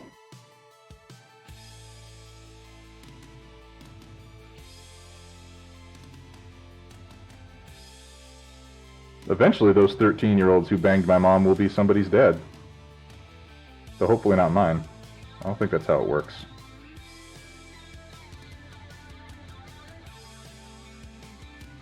Now this layer of gray is going on fairly subtly, I feel like. Which is perfect, because I want to come in afterwards and do a real stark white final highlight on this. And I don't want this to be too extreme.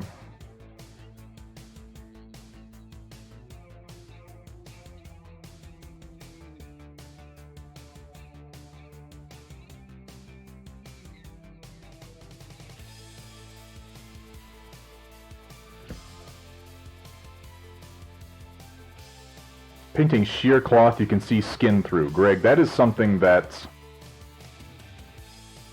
I genuinely want to do more of, but my procrastination anxiety kicks in as I realize that I don't know what the hell I'm doing, and then I'm like, well, I'll try it someday, and I think I've been saying that for the last, 4 years.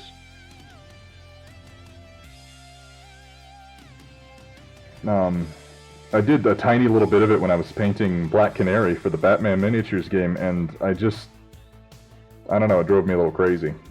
It's tricky. Skin tones in general throw me off, though. I need more practice with them.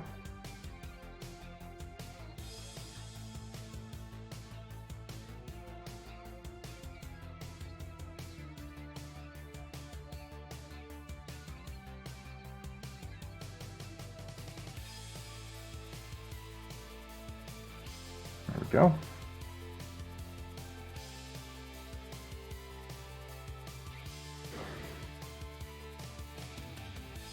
Working on Daenerys Targaryen. That's right, you're painting a lot of the Song of Ice and Fire miniatures right now. Skin tone mech. The flesh mech. No. Why does this happen? Every single stream, Somebody's got to tell me that this robot that I'm painting should, in fact, be a disturbing fleshy color. Maybe it'll happen. Maybe what we need is a stream where I paint a fleshy mech, and just make everybody as uncomfortable as I am. And as we paint the skin on this part of the mech, we consider the veins running beneath its armor plates, and we use a little purple. Doesn't that just sound wonderful? And here, this is the part of the mech where the oil is stored. So we're going to use this sort of blue tone for the skin. I don't think anybody wants to see that.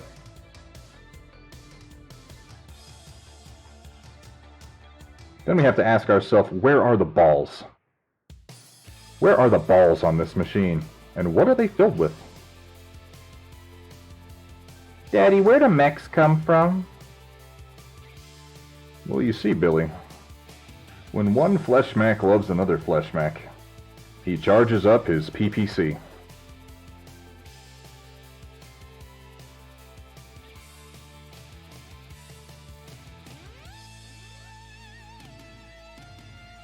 Oh god, I'm just washing color right into the panel lines. Genius. I might have thinned a bit too much. Fix that up. Flesh tone stalker. I did say I wanted more practice. Yes, the balls are filled with pee. That's how all this works. Don't you know? Slap her titties around a little bit, then stick it in her and pee. Haven't you learned this? What's up, Berserker? What are you doing today, man? When are you gonna run another stream, man? I want to watch you go through some, like, 90s RPG titles.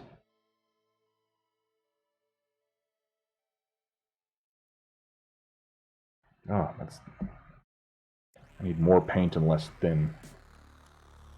Those are technical phrases.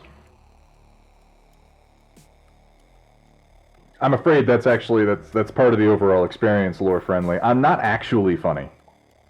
I have no real sense of humor. I just have a sense for when you're doing something precise and fine. And I fuck it up. I fuck it up for you. It's not the power of humor, it's my power of sabotage.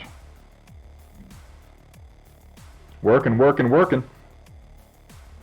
on anything fun or working on, like, life shit.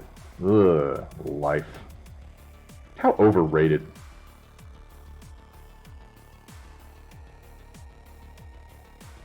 There, that's better.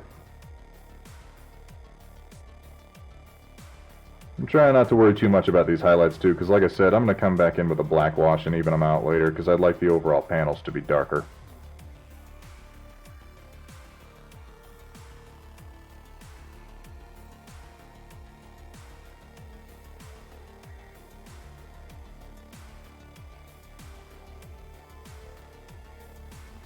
Just a little bit here. I'm not going to worry too much about that panel because it's really deep in some shadows. And I suck, so, you know, what are you going to do? Nothing. Nothing, that's what. God damn it. Mackies. I don't want to picture it, but I am picturing a couple of Mackies humping one another. Just 100 tons of fuck. Actually, in that case, it'd be 200 tons of fuck. Mackies are 100 ton, right? They were big sons of bitches.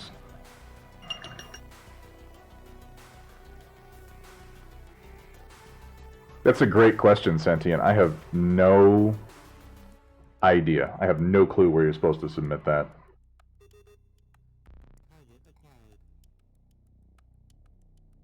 I'm not actually a part of the Battletech Kickstarter at this point. The Kickstarter was so successful that I'm waiting until it comes out retail before I bother picking anything up. I'm not a big fan of Kickstarters.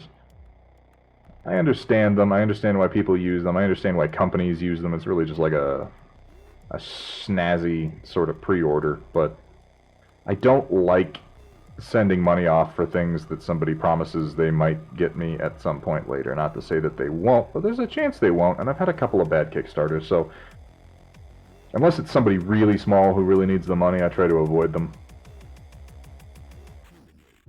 I miss the good old days when people had to finish products and then release them before you decided if you were going to buy them or not. But that's just not how things are anymore. What happened to the good old days?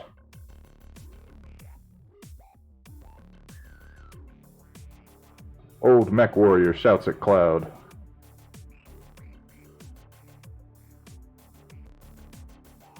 A little bit here to differentiate the knee joint from the leg plate. And we'll do these here butt plates a bit.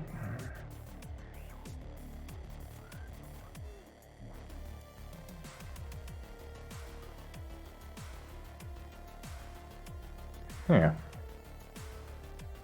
Crotch PPCs and all. Pew, pew, pew. I've got to get my gift set up, you guys. I was online last night, and I found so many gifts from Robot Jocks that are so good. From the big robot piston fist to the big robot chain dick, and everything in between.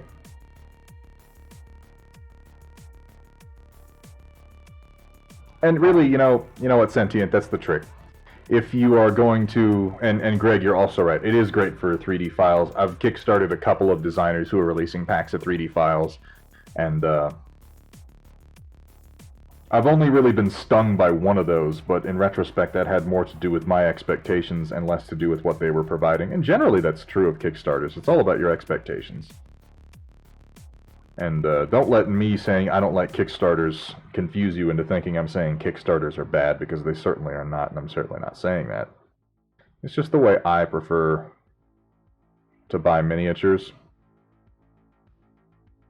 I definitely get on board them from time to time, but like I said, I try to do it for smaller artists who really are using Kickstarter for its intended purpose, which is, kickstarting their production.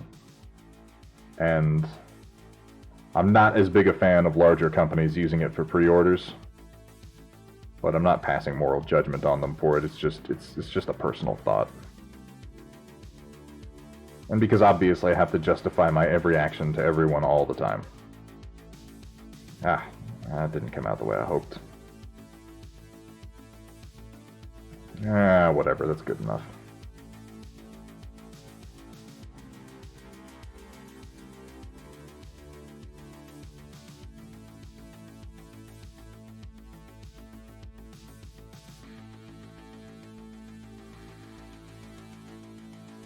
Got this weird little belt that the Awesome is wearing. So as far as excellent things that CGL has done, how about this Awesome model? It's really good. Like, I realize I've made a change to this one, but the figure itself compared to the Awesomes from previous releases is just, it's crazy. It's such a good looking figure. Obsidian Protocol. I've seen the... They've come and tried to get me a few times for that one, and it looks interesting enough. My natural tendency to want to customize is definitely at work every time I see that one. I'm like, ooh, and I can put different weapons on them, you say? But I feel like that could also be a really annoying gimmick. I'm not sure. That is a game that I'm keeping an eye on, because if it picks up and people start playing it, I'd be into it. It's robots, and customizable robots. Who doesn't love them? I mean, presumably a lot of people, but who the fuck cares what they think?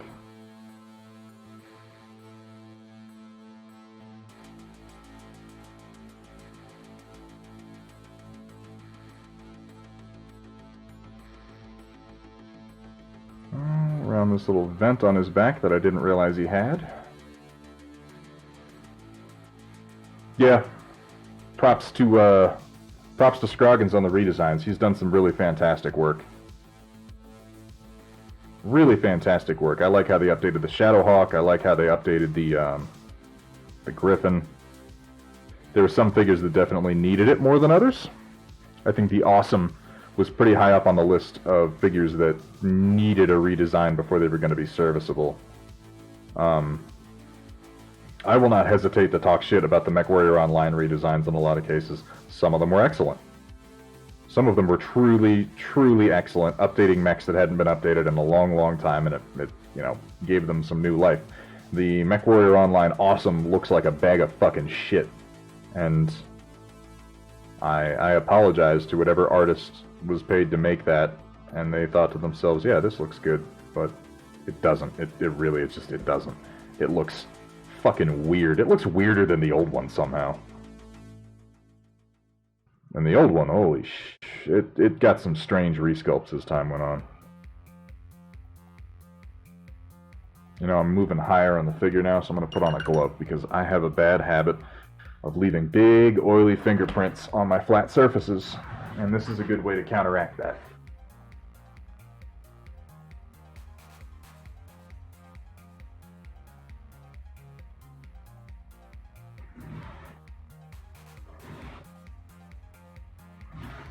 Have I seen the MWO Cataphract? I can't even picture it. For whatever reason. The Cataphract has always been funny looking, though. I guess that was the point. It was always meant to be... It was the Franken-mech. It was assembled from pieces of other mechs that were available at the time. That's the direction that I wish the MechWarrior universe... the Battletech universe had continued to move in, was the general concept of the Cataphract, the Franken-mech, and the Fourth Succession War high scarcity times. I know everybody has their reasons for liking different eras more than other ones, but I liked the high scarcity times, the Mad Max in space setting.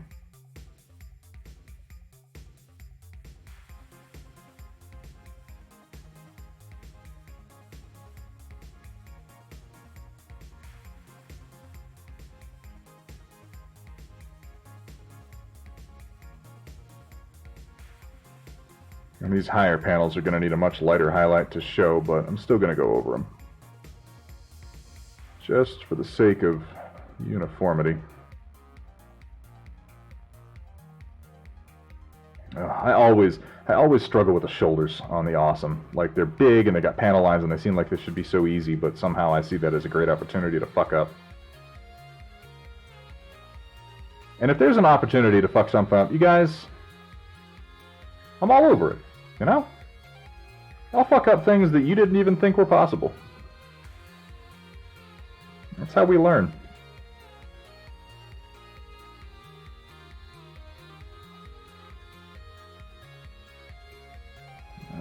It's probably unnecessary to do it that down deep in the shadow. And you know, particularly when you're panel lining, it can be tempting to line every single panel on the miniature. In fact, you're watching me do it right now for the most part, but I try to remind myself to skip certain portions of it, because parts of the model are going to be in deep shadow. That's just how it's going to be, and it actually looks better if there are some panels that have almost no light on them at all. You don't have to pick out every detail. Just the ones you like.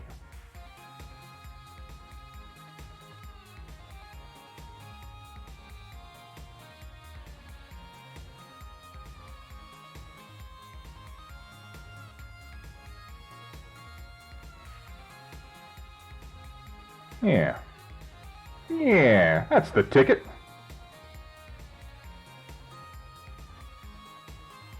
And panels are parallel to the ground.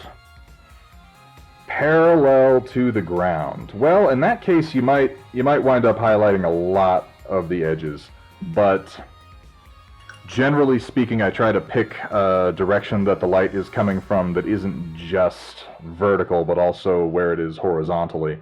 I tend to imagine my light source being oriented kind of back and to the right of the figure, so then when you're coming straight down, you can kind of treat it like, okay, well, the light's coming from this direction.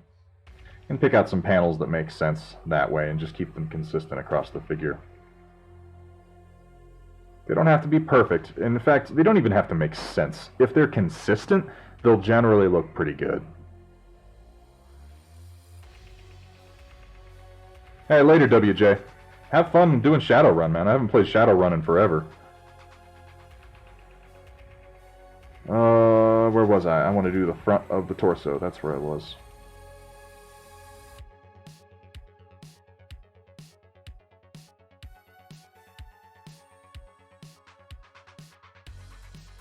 Also, part of what I'll do for picking edge highlights like this, it's why I do as much pre-shading as I do, because I'll use that as a guide. If there's an area that's already pretty bright because it picked up a lot of light before, I'll highlight that some more. Lore Friendly, thanks for the follow, man. Thank you for the follow. It's always good to know that people are enjoying watching.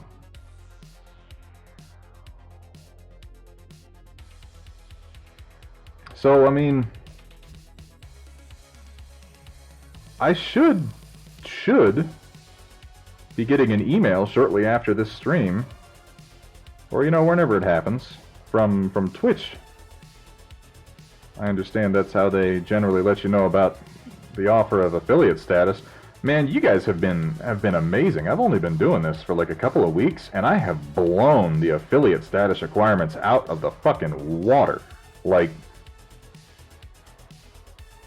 I got some advice when I started streaming that, you know, I'm doing this because it's fun. I'm doing this because I enjoy it. I'm doing it because I like hanging out with you guys. I'm doing it because I used to get this feeling from going down to my local game store with Greg and with Play and Win and with a few other people. Lore Friendly, thanks for stopping in, man. Good to see you. Hope you had fun. Hopefully I'll see you at the next one.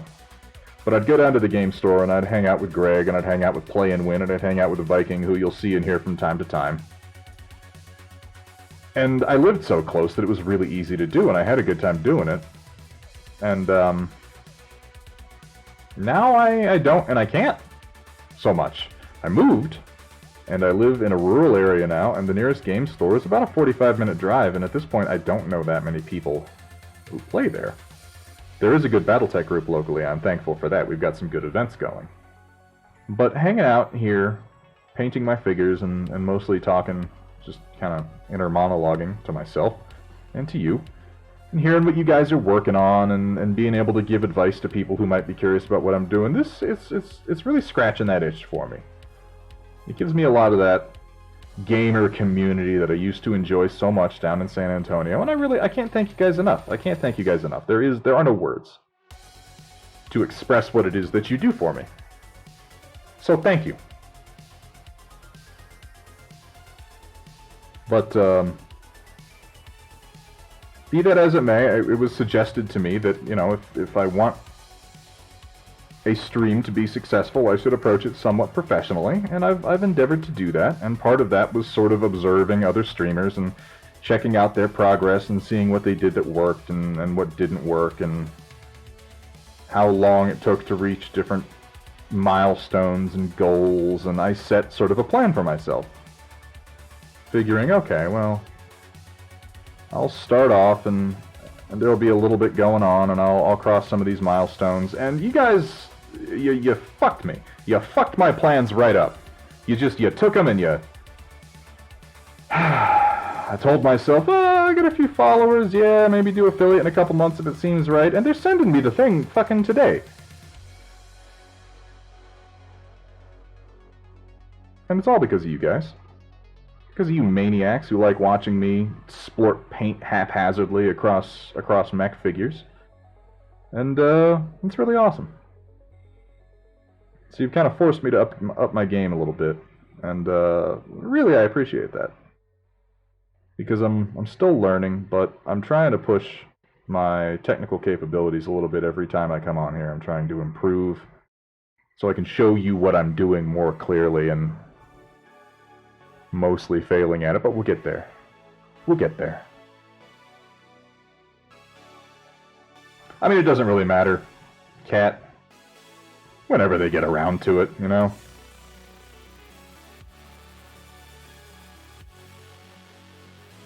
I've been just so honored by so many consistent viewers. But that affiliate status doesn't mean anything if you guys aren't having fun, and if you're not coming out regularly to see what I'm doing, and I appreciate it so much. And the Battletech community has been so supportive. Oh my god, you guys. Hopefully I can continue to bring you content that you genuinely enjoy, you know? Because I have fun doing this, and this gets me painting for several hours, at this point 3 times a week. And that by itself, if I'm accomplishing that goal, Honestly, that's good enough for me.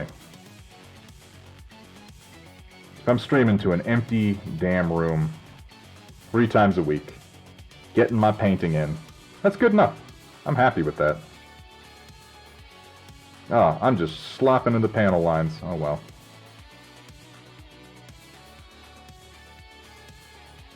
To be fair, the panel lines on top of this awesome are incredibly shallow and really easy to slop into.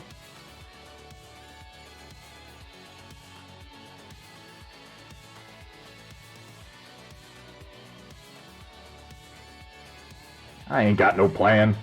I'm just doing stuff.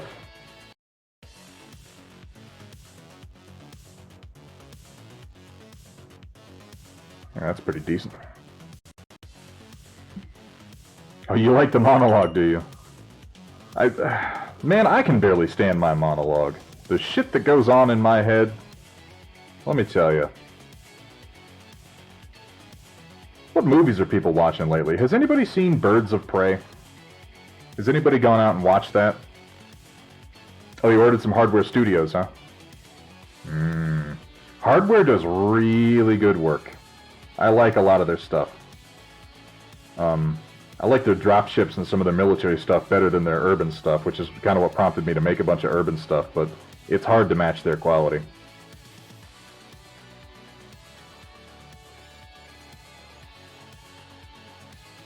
Haven't seen it yet. People keep telling me it's good. The reviews all say, oh, it's good, it's a lot of fun, so on and so forth, but there's so many things about the marketing that just make me cringe. I say this as somebody who is an off and on comic book reader, but a long-time DC Comics fan, and specifically a big fan of the Birds of Prey in their various incarnations. Almost none of which, by the way, include Harley fucking Quinn, but, you know, here we are. I mean, really, if they're making a Harley Quinn team-up movie, why is it not Gotham City Sirens? But whatever.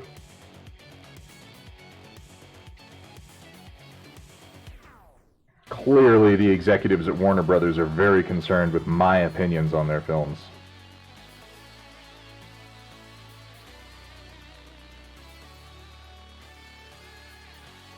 No, go ahead, Sentient. I don't mind. I'd love to see some Hardware stuff and some of, Oh, that's harsh language, JT. SJW feminazi. I mean, I'm sure that it has some very, very corporate progressive messages to it, because what in DC hasn't lately? And it always pains me to see that done ham-fistedly, because I'm a pretty progressive, socially progressive guy. You know, I'm a real live and let live kind of guy.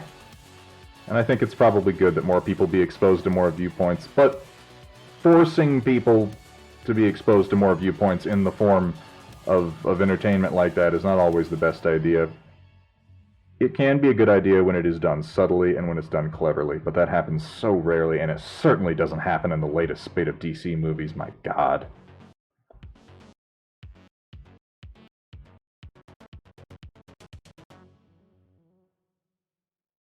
Just going over the same spots over and over, trying to get them to look like I want them to.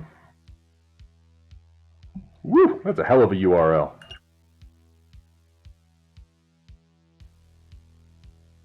I don't know, before you get into any of the potential political or social messages stuck into Birds of Prey, there are so many fundamental problems with it. I will admit that Ewan McGregor playing Roman Sionis is intriguing to me. I like Ewan McGregor, I like Roman Sionis, I like Black Mask as characters. I think it's about time that they were given a treatment on the big screen. But not as part of a movie where you took my favorite female DC team-up and just made them into Harley Quinn thugs, or whatever the fuck is going on. If they wanted to make a Harley Quinn movie, they should have just made a Harley Quinn movie. And it's basically what they did with Suicide Squad. We saw how that worked out.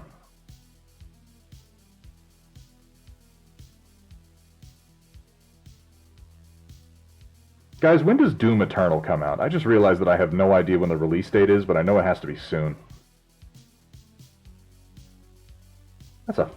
Doom in 2016 was an absolutely fantastic game. I was just thinking about it again recently and considering a playthrough, and I realized Eternal must be coming out soon.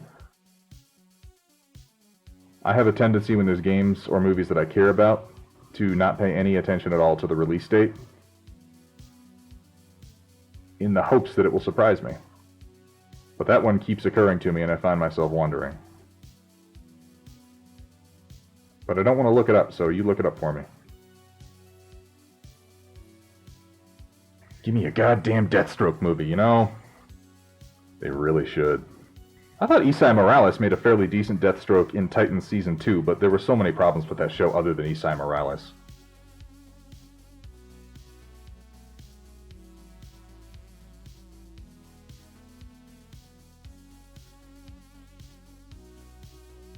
Titans in general is a show that I want to like, but I can't seem to make myself like. Not after that weird shit they did with ending Season 1 on a cliffhanger and then wrapping up a massive storyline in like 5 minutes in the premiere of Season 2.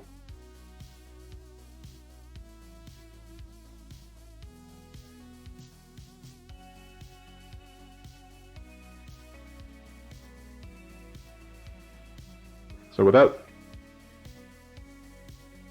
Only reason Harley Quinn's in it is because Margot Robbie is hot. Dude. Margot Robbie is hot. Therefore, Harley Quinn. You say that. But Harley Quinn is fucking everywhere. Harley Quinn has taken over comics that had nothing to do with her when it started. And then she got her own run of comics. And it's just... It's been weird as fitting into the generations of comic book fans the way that I do, because, I mean, you know, Penis Land, you know, we used to sit around and watch Batman the Animated Series, and that is where Harley Quinn originated. She was an original character, and I thought she was great. Everybody liked Harley Quinn, but that's kind of the problem we're dealing with now, is everybody liked Harley Quinn. I find as I get older... that I like a lot of the same things that I used to like as a kid, and I like them for the same reasons. But as I get older, I find that I learn more about the other people who are also fans of them, that in the beginning of being a part of a fandom, you tend to assume that everybody's on the same page. Everybody likes things for the same reason you like them. I look at Harley Quinn and I think, oh wow, she's great. She's obviously crazy, obviously messed up. She has this awesome Harlequin over-the-top thing, but is also really dark because she's killing people just like the Joker is. And, you know, it's this obviously abusive relationship where he literally throws her out of a plane just about every chance that he can. He uses her insofar as she's useful and then discards her. And I liked her outfit. I liked the skin-tight Harlequin outfit, dressing like a clown, so on and so forth. And then time passes, and people go, I like Harley Quinn too. And I'm like, that's really cool. I'm glad we both like Harley Quinn. And they're like, yeah, isn't her relationship with the Joker so great? Don't you wish you had a relationship like that? And I stopped listening. Because no. No, I do not. Nor should anyone. And furthermore, it seems like that person missed the fucking point. But at the end of the day, am I the arbiter? Am I the one who decides what the point of Harley Quinn was? Is that my job? No. It's not. And I'm okay with separating my wants from the wants of the artist, but I don't believe for a fucking second that what Harley Quinn has become has anything to do with art. I'm also looking forward to Doom Eternal. I tried Rage 2, I enjoyed the hell out of Rage 1. But, yeah, it didn't grab me for whatever reason. I know what you mean. Yeah, no, Kat, that's a smart move, because that's fucking insane and completely misses the point of the original character. And like I said, I look at Harley Quinn now, and it would be one thing if I believed for 1 second that the original writers had this in mind, but I am fairly certain that they did not. The Harley Quinn that exists today, the Harley Quinn that takes over comic franchises and movies that have nothing to do with her, the Harley Quinn that shoves herself into our damn face, the Harley Quinn that is having, like, relationships with Poison Ivy, I guess that's a thing that's been happening? I don't understand that either, because I always thought of Poison Ivy as asexual. Like, ironically asexual, you know, she appears very sexual, in the same way that a poisonous plant or a poisonous animal has bright colors to draw people in, so they can be eaten. Right? I thought that was the point. I thought that that was the core of who Poison Ivy was as a character, not that she banged human beings. Why would she have sex with human beings? She doesn't like human beings. She's all about plants. One of my favorite episodes of Batman the Animated Series was the later episode where Poison Ivy was selling herself off as rehabilitated, and she had like a family and kids and everything. And Batman was investigating poisoning crimes that were obviously being done by Poison Ivy.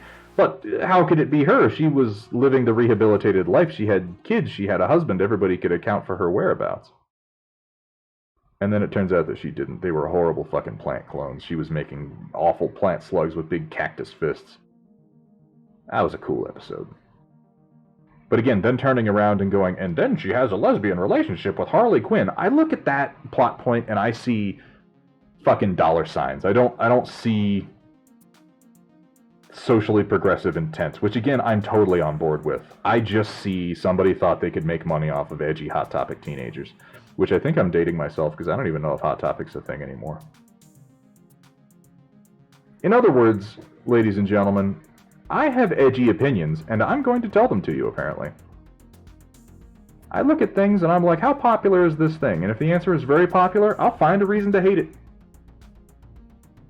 I don't know.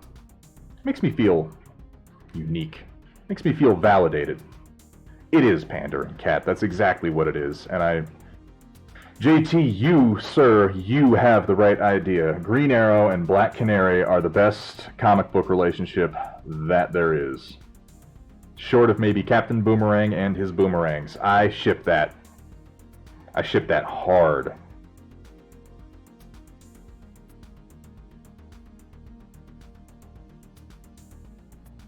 I thought it was funny when Suicide Squad came out because at the time I was following the release of the Rebirth series of DC Comics. And I remember that the movie came out at almost the exact same time as the first issue of the new Rebirth series. I picked it up, I think, on the same day. That was a tabletop, Greg, you remember that. And in the first series, in the first issue of the Rebirth Suicide Squad, there's an amazing scene where they really make the point of who the Suicide Squad is right in the beginning. They go to this country, there's a scientist there, he has a bomb. That bomb has the ability to bestow metahuman powers on people caught in the blast zone. Okay, intriguing. We don't really get too much into the plot because it's sort of a like catching them at the end of their last mission kind of scene. So they're escaping from the city with this scientist in tow, and there's a bunch of cultists who want to use the bomb to give everybody metahuman powers for, you know, some evil plot. And they're retrieving the scientist, and one of the bad guys grabs the scientist with telekinesis or something, and he's lifting him into the air, and the Suicide Squad's trying to get him out. And he has the bomb in his hands. He has the suitcase in his hands with the bomb in it, and he's pleading for the Suicide Squad to save him. And Captain Boomerang throws a boomerang, and there's a beautiful series of panels where you see it flying around. You're waiting to see where it's going to hit, what bad guy it's going to hit to free the scientist, but it doesn't. It cuts the scientist's hands off, and he drops the briefcase, and he gets pulled in by the bad guys, and Captain Boomerang takes the briefcase, because that's what they're there for. That scene, by itself, was better than anything in the whole fucking movie, in which they couldn't capture that feeling at all. So instead, they, as far as I can tell, had like a timer set up in the writer's room. And as they were writing a Suicide Squad, the timer would go off every 10-15 minutes. It might have been somewhat randomized. And someone's job was to remind everybody that, okay, now we have to write in... Deadshot looks at the camera and says, remember, we're the bad guys. Make sure we do that, because if we don't do that, people will fucking forget, because this is basically just a shitty superhero movie. Suicide Squad is supposed to be unique, and it just wasn't. It was just the same old shit where they wound up fighting a skybeam at the end of the freaking movie. Complaints! Complaints and opinions. That's what you're here for, right? Not model paint. Who paints models? Who paints figures? Nerds, that's who. What a bunch of nerds.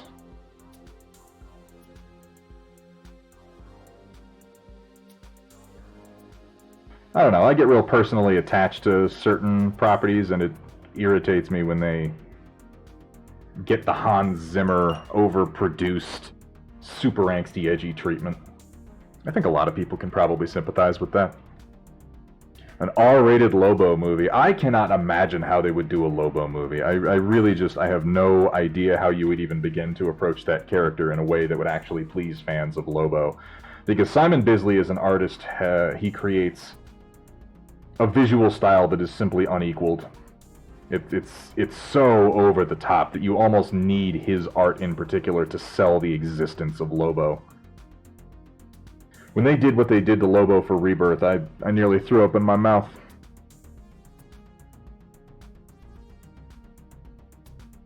I mean, I guess they went back on it eventually, but for a minute there, they were like, oh, he's this anime character. What the fuck? Nah, man, it's the main man. The main man is not slender and effeminate. If anything, the main man is comedically built.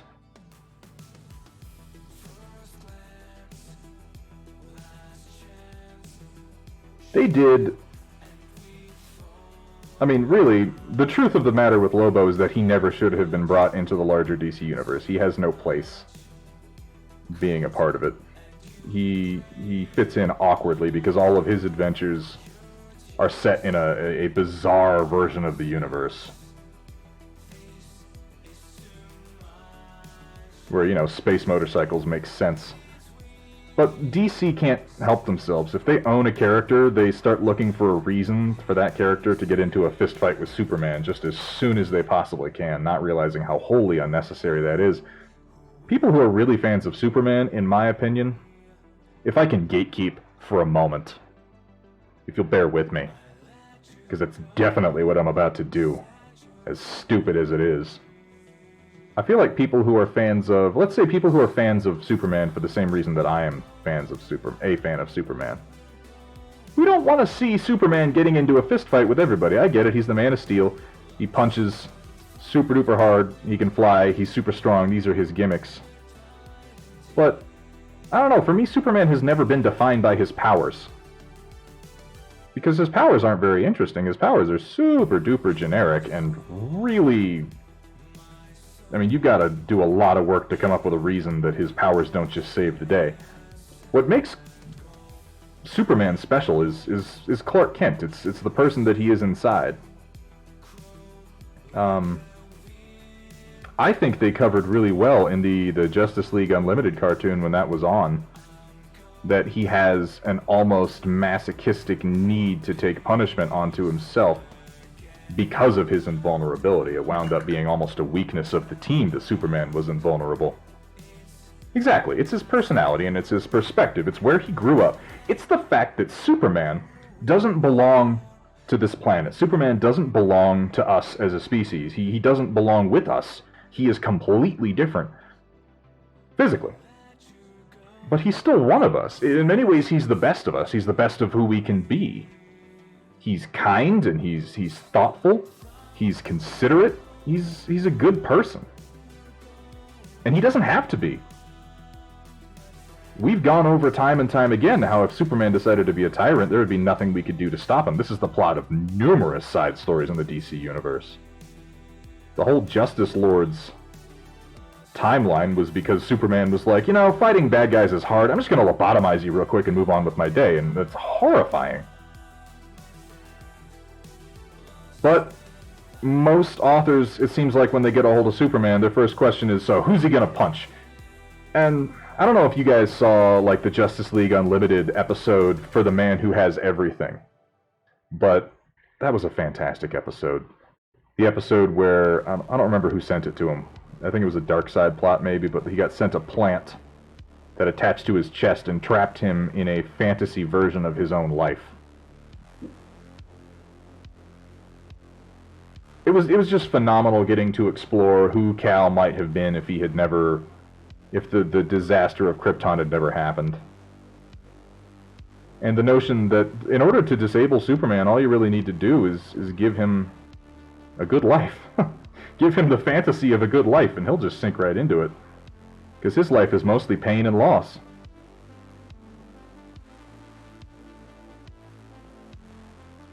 I don't remember where I was going with that with Superman, but I like talking about Superman. I think Superman's a more interesting character than people give him credit for, you know?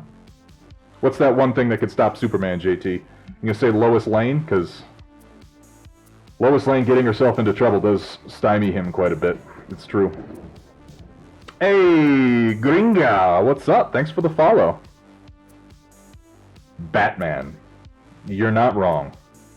I'm also a fan of the way Batman was portrayed in the animated series and Justice League Unlimited, and I think that the scene where Clark gives Batman a piece of kryptonite is one of the most powerful ones in all of DC. The idea that Superman recognized it's possible that someone may need to stop me at some point, and the person that he picked was Bruce. Bruce, who was always the normal human being with the balls to go, Superman, you're full of shit, shut up. Because let's face it, a lot of people don't have the gumption to be that guy. Bruce doesn't even have powers. Bruce has the power of fucking tenacity is what he's got. I think that's decent for a... Oh, where are we? For an initial highlight coat, yeah. We're getting there. Looks better than it did. I'm going to come back in with a thin white to hit some high points. Don't say it. Don't say it, JT. If you say money, if you say money, I'm gonna make such a nerdy, angry face into the camera and then probably move on immediately. It's gonna be disgusting. Stop it. That is not the superpower that Bruce Wayne has. You know, one of my favorite things about Batman as he was portrayed in the animated series is the Bat voice. And there has been criticism for the Bat voice across a number of iterations of Batman. Obviously, Christian Bale took the Bat voice and just went fucking crazy with it. But the Bat voice was kind of invented by Kevin Conroy in the animated series in the sense that Batman had to sound different than Bruce Wayne did. But here's the thing that I noticed and that really spoke to me as a kid as far as when I was developing my fandom of Batman. And that is that the voice that Bruce uses when he's alone with people is not Bruce Wayne. The voice that he puts on when he is trying to pretend to be Bruce Wayne, when he's playing the Playboy, is the false voice. That is the voice he uses when he is trying to deceive you. But when he's relaxed, and when you know him, when you're hanging out in the Batcave and he's got his mask off and everybody knows who he is, he sounds like Batman. Which says to me, he is. You know, it's funny that you say the money thing and I go, ruh, and then you say exactly what I always say, JT, which is that his real power is being the world's greatest detective, and that none of the movies have adequately expressed this, in my opinion. I would go so far as to say that the Bruce Wayne we saw in Batman vs. Superman and Suicide Squad was not a detective at all. He was a big jerky meathead who decided he had to go beat up Superman and then spent the next 20 minutes of the movie, doing fucking CrossFit? Like, he didn't really find out that much about who he was or why he was the way he was. He didn't do any detective work at all. He just beat up a tire with a fucking hammer and built a robot suit, which, as a fan of The Dark Knight Returns, that movie pisses me off. Because it was like all the style of Dark Knight Returns and none of the substance. And I know that movie has a real strong fandom, and you know, if you're one of the Snyderites who keeps insisting that, oh, just wait until they release the Snyder Cut and suddenly this kind of crappy movie will become better, don't take it personally. I like things that are bad too. But it's not a very good movie. It really just isn't. It was a frustrating movie is what it was. I want to see some of the world's greatest detective. Now, I have high hopes for Robert Pattinson. I really, really do, because Pattinson is a great actor. The director they have working on the project for the new Batman is interesting. He hired Paul Dano as the Riddler for a primary villain, which is intriguing. The Riddler is an oft misused villain that, if used properly, can really facilitate the necessary detective work that makes Batman who he is, in my opinion. And if they focus on that aspect, they make it fairly dark, and they really, give Pattinson a chance to shine, I think we could get one of the greatest Bruce Waynes we've ever had on screen. I can guarantee that Pattinson has the chops to pull it off. It's a question now of whether the writing is going to reflect that, or give him a chance to show his chops. Something, sparkle in the sunlight, because apparently that dude is never going to live Twilight down. I don't know if you guys saw The Lighthouse, but that was freaking fantastic. Also, I recommend The Rover. I think it's on Netflix. If you are a fan of the original Mad Max at all, I think you will probably enjoy The Rover with Guy Pearce and Robert Pattinson. I found it a delight. Going a little heavy on the white here, but again, I'm going to blackwash this when I'm done.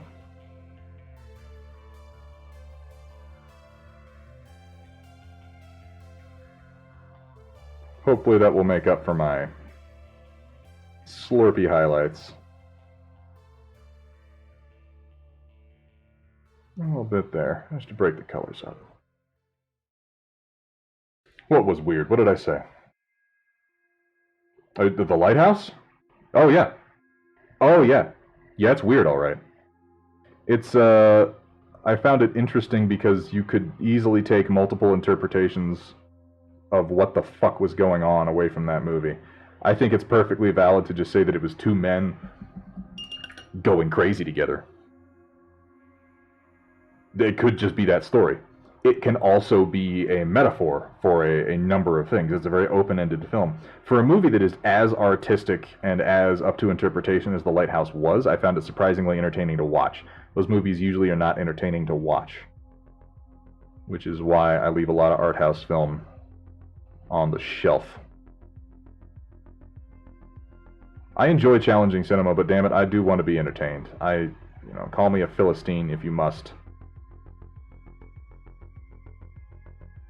But I do expect a movie to entertain me somewhat, and I found The Lighthouse to be very entertaining.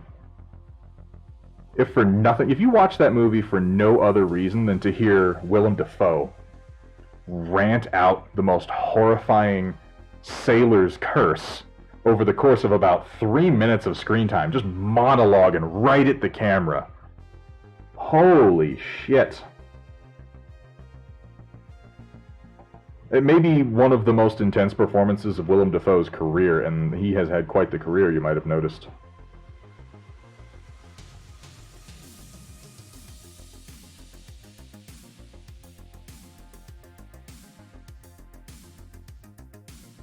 Yeah, a little bit more. Just highlighting these black panels up, being fairly sloppy because, like I said, I intend to come back to these later and do a black wash over them just to even out and to darken some of the shadows. A smarter man would have highlighted the lower panels and the knees before he did all this, but I am not that smarter man.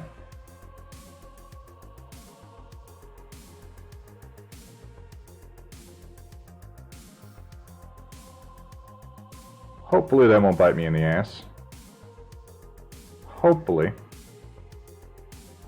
We'll find out. It'll be exciting. His first movie, you talking about Robert Pattinson's? Which one? Oh, Sentient Pickle was asking if I think the older heroes are viable movie material anymore. You know, I think before this latest spate of DC movies, the answer would be yes. And I think it's obvious that it was yes because people paid to come out and see them. But in the wake of Batman vs. Superman and Justice League and so on, if I had a choice, I'd say leave him alone. If I had a choice, I would even take Robert Pattinson and cast him as somebody else and say, leave Batman alone. Let Batfleck be the last for a while. Let that bad taste settle. Streets of Fire, 1983. Oh, Streets of Fire! I love that movie. I really do, and your Dafoe looks like a fucking flame demon in that movie. His costume and his hair is out of control. I love Streets of Fire. It has a great soundtrack, too.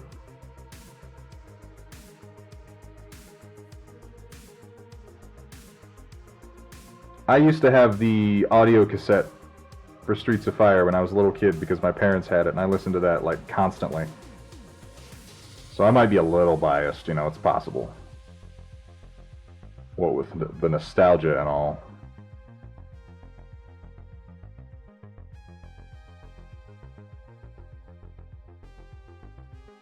Honestly, I'm picking points here almost at random just to give a little bit of brightness, too. Almost at random. There's a little bit of method to my madness, but generally not too much. Sorry if I'm going out of focus or out of frame here. I'm still learning how to keep my work front and center.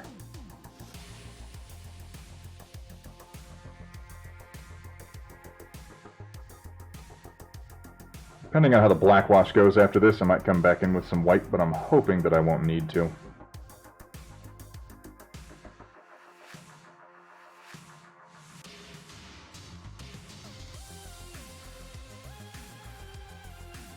So I've been learning a lot about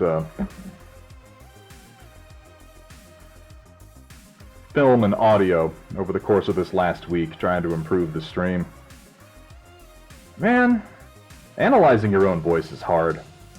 I've been doing little recordings of it and running it through an equalizer and trying to get a feel for where my voice is relative to others and how I need to equalize it. And it's weird. It's just so strange listening to yourself. I begin to understand why people say it's, you know, it's a talent. Or not a talent, it's a skill. Something that you have to develop and work on and practice. Because, man, I definitely do need to.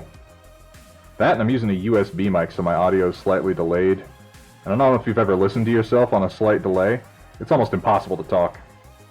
You end up first sounding like a weirdo and then slurring all your words together.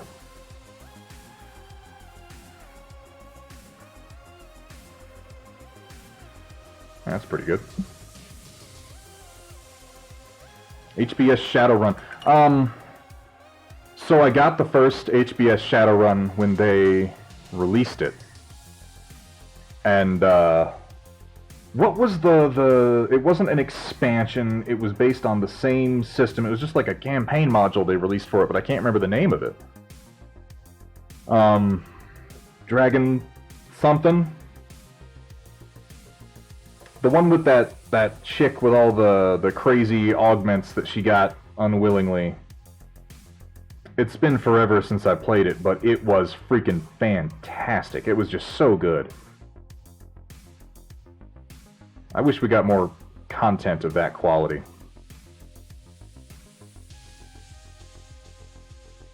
But yeah, the HBS Shadowrun is pretty good. I played a game a little while back called, what is it?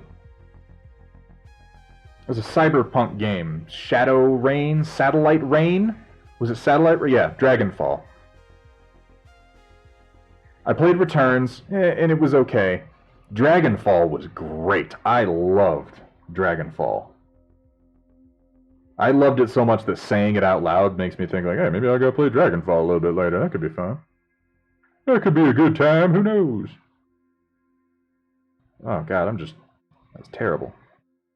I'm just splopping big chunks of white all over the place. Ah, whatever. I'll live. I don't want to put too much highlighting on the back here. I'm just going to put a couple of points. I think that works pretty well, yeah? You get the suggestion of the big plates on them.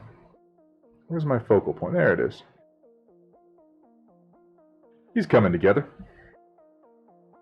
Satellite Rain is a lot of fun. I never beat it. I keep meaning to go back to it. I definitely drove myself a little crazy with it for a while, but Satellite Rain is a game that I play and I find myself wishing for like a Satellite Rain 2. Take those same concepts and expand on them. Oh, that could eat entire weeks of mine. Great idea, though. It reminded me a lot of Syndicate, which is a game that I played an unhealthy amount of as a child. But Syndicate was fun. It had a similar setup in that you could, like, pick people off the street whose stats you liked and, like, brain jack them, shove them into a van, and pump them back out as more agents for you to use. Maybe part of the problem is, or part of the reason is that I've always had this fantasy of wandering along in my daily life and suddenly being thrust into the role of a cyber assassin. It's an oddly specific fantasy, but... You know, we all have to have dreams. And if you're not aiming for the stars, if you're not believing that someone might look at your abstracted stats and think, this guy would make an awesome cyber assassin, you know, think better of yourself. Because you don't know. You don't know what task a cyber assassin might need to perform. It may be that someone could look at my abstract stats and be like, whoa, this guy's casual knowledge of outdated Star Wars lore is immense, and we need to infiltrate, like, a Jaster Muriel fan club. And in that case, man, I'd be amazing. I'd be a killing machine. Yeah, it's a niche. It's a niche, but we all have to have our specializations.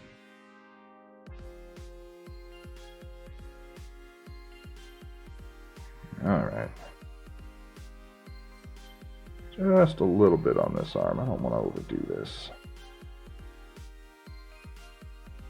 Don't want to overdo it, even though if you do overdo it, you're never more than a wash away from fixing it, in my opinion. I'm not going for photorealism here. I'm going for visually effective. And letting my paint dry, that's the other thing I'm going for. You should try Satellite Rain if you haven't played it. Sentient Pickle. It's a good time. It's a lot like Syndicate, if you ever played that. I miss the sheer number of cyberpunk games that we had in the late 90s. There were a lot of them. But I mean, okay, who isn't excited for Cyberpunk 2077? That's the question. Yeah, I agree. The bigger panels are easier for detailing for the most part. I certainly prefer detailing these panels to painting like some of the bullshit on the Locust, for instance. Though I will say the new Locust sculpt is very nice. It's hard to really complain about any of the new CGL sculpts, even the ones that are moving in a direction that... The ones that I don't like, even I have to note, they're just ones that I don't like. It's not that they're bad, it's not that there's anything wrong with them. I think maybe the worst perpetrator of being a model I'm not a huge fan of, which is a crime, by the way, a terrible crime, is the new Archer. I'm not a fan of the new Archer. And I think it's probably because I am such a fan of the original Unseen Archer, and because the Archer for MWO is one of the few that I feel they really did a good job on.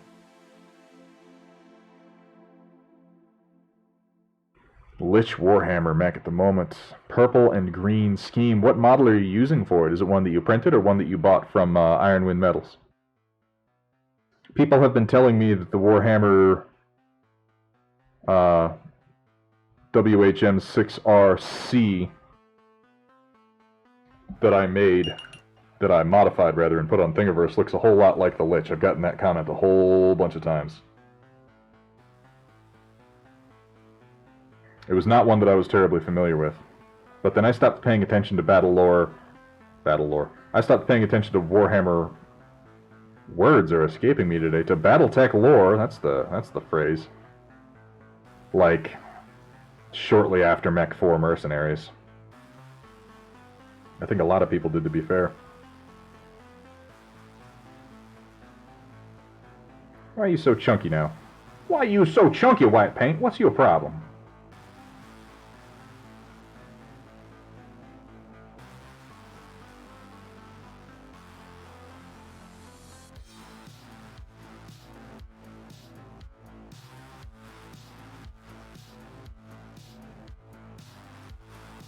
There we go.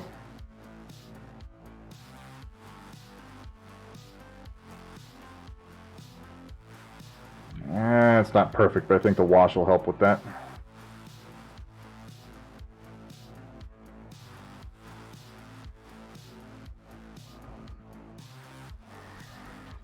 Oh, nice. You should post a picture up. I don't think I've seen an official Lich Warhammer figure yet. I've only seen mine and heard it compared. That was a, like a Solaris Brawler mech, wasn't it?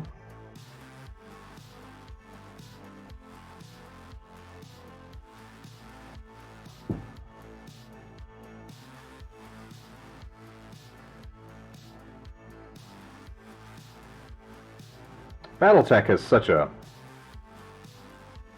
rich lore to draw from. It really does. You can do so many different things and find so many different little stories in different eras to pull inspiration from.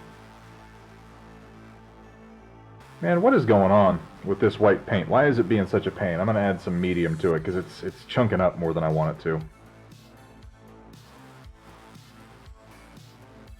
I feel like every special mech you come across was the hero mech of some character when something was being written, otherwise it wouldn't exist. As long as you don't come at me with that, oh, I'm painting the Ragnarok for Mech Assault 2. It fires big fire loogies out of its face.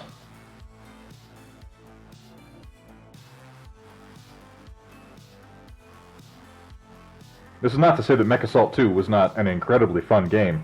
Lone Wolf? Oh, I enjoyed the hell out of that game. But let's face it, it was fucking ridiculous.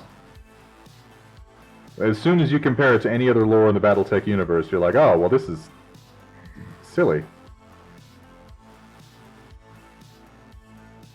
This is more white than I wanted to use, but I'm trying to correct some mistakes that I made, and I'm just going to stop. I'm just going to stop doing that.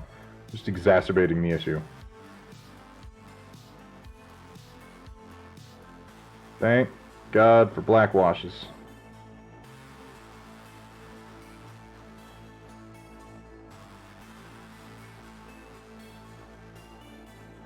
And when I'm doing this highlighting, sometimes on stuff like this, I like to put just a little bit of texturing. Not much, because I'm not very good at it, but... a little bit like that, just to make it look a little bit more worn, you know?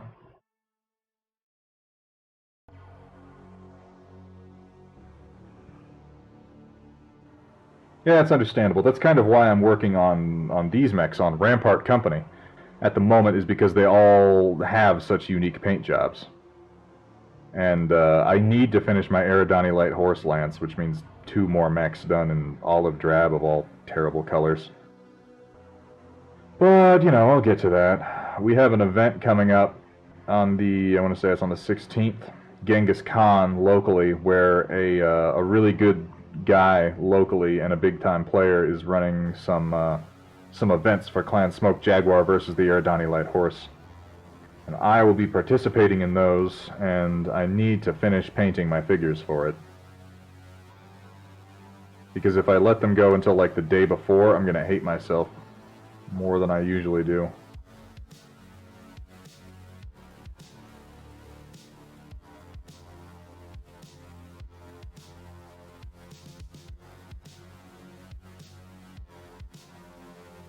I don't think the Ender 3 cam is updated in some time. Is it? Is it stuck? Is it even moving? Let me check it. That camera, it has some issues because I have that camera plugged into a hub. I need to rewire it somewhat. Let's see. Update printer cam.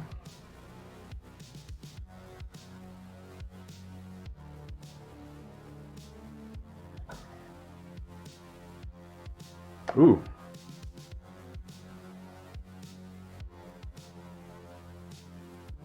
There we go. Yeah, it hadn't updated in a while. Thanks for pointing that out.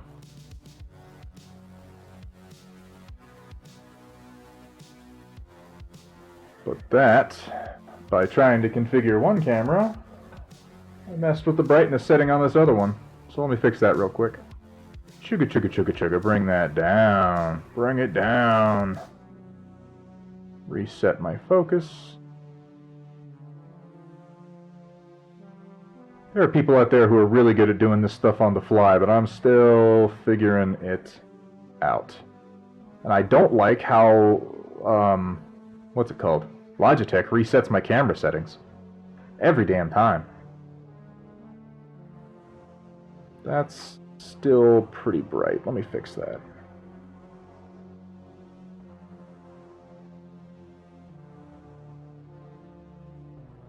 Turn my exposure down. That's pretty good. And then turn my gain up.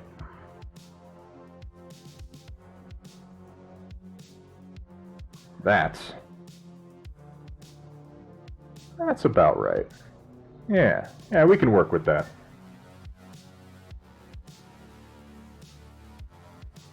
And my face cam is stuck. Ooh, what a wonderful shot of me staring deeply into your eyes. Boop, there we go. I haven't had that problem before, them hanging up quite so bad. I will see if I can't address that so it doesn't happen again.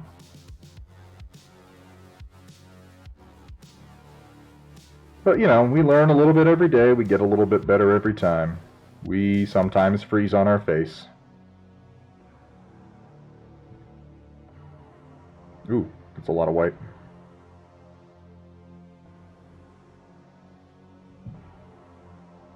I do appreciate that the Scroggins and co. who have been working on these updated Battletech figures have been sure to leave us lots of broad panels for decaling.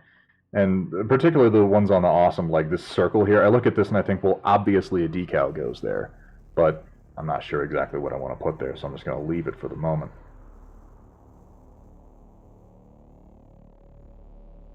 Alright, let's see if I can pull this off without messing it up too bad. Oh, nope, already did. Okay. Fix that after the fact.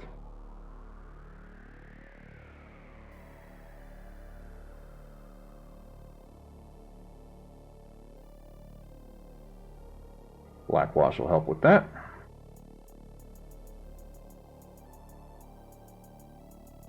A little bit down here, a little bit over here.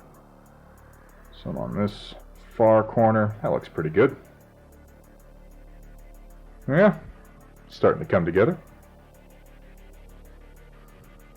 Yeah, I'm not sure about the limit on the feeds. I think it's mostly that because of where my PC is located in the room, and because of where my painting desk is, I wind up using a hub to connect these, and I don't think Logitech likes running cameras through a hub. My painting camera, this one here, is the only one that is directly connected to my system, and that's because it simply would not detect it while it was on the hub. So that was not optional. I think based on that, it would probably like it better if my other ones were connected directly as well. But Logitech is weird. It won't let me rename cameras, and if I'm using two cameras of the same model from Logitech and I edit the settings for one, I can't access the other one. It's like it only recognizes one instance of the same camera, which is nuts. But their cameras are affordable and of reasonable quality, so I guess we just kind of deal with that. I can't seem to get my paint thinned right today. It's either too thick or too thin. I guess that's the only way that it comes, though.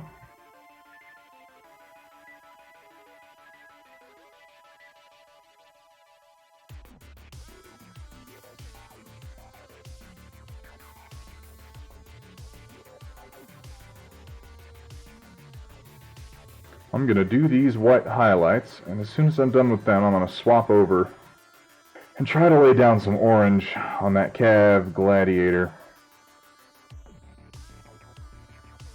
See how that works. I'll be interested to see how it goes over the purple, because really I'm not sure what to expect. I'm just as prepared for that to go horribly wrong as I am for it to look amazing.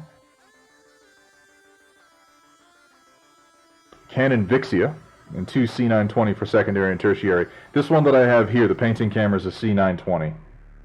And it does pretty well at the job. I think I do want to upgrade it at some point, but it doesn't make any sense to do that right now. For the moment, I feel like I'm getting good enough video out of it. And I don't have anything in mind to upgrade to yet. I like to buy the cheapest tools I possibly can, and then use them until I discover their limitations. And until I have a better idea of exactly what I want to replace them with. That's why I'm such a big fan of Harbor Freight. I go there and I buy shitty tools and I break them. I note how I broke them, and then I look for tools that correct those features.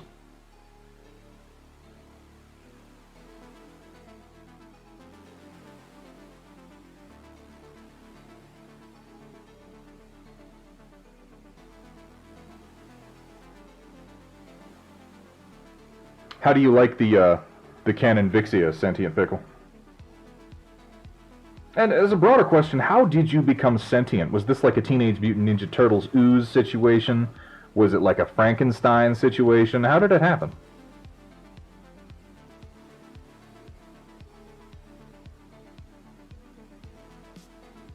Because I love pickles. I eat many pickles, but I feel like that might be offensive to you.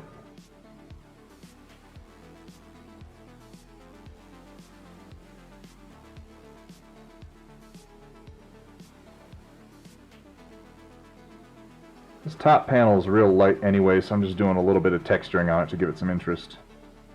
I say texturing, it's a couple little theoretical scratch lines. It's nothing to write home about. But if it's visually effective, that's enough for me.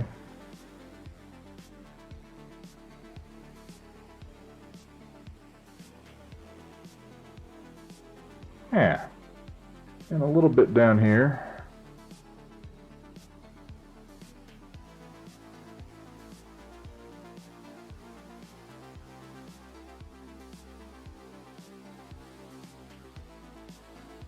And a little bit over here on what amounts to a cheek plate.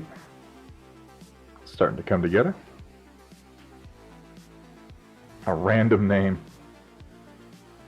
Well, you know, that's as good a reason to pick a call sign as anything else. We were all kind of picking names out of a hat at a certain point. Thunderhead isn't anywhere close to my original handle. This is a fairly recent affectation, but it's a meaningful one, so I like it.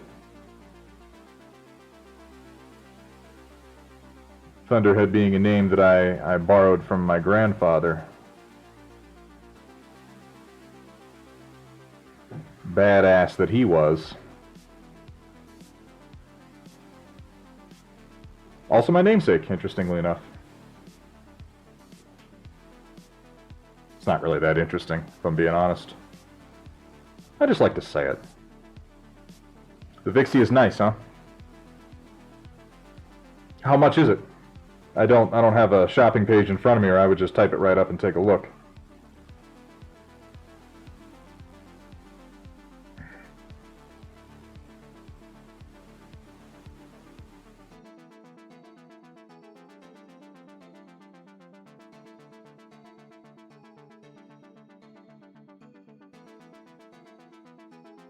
Come on, you can do better than this.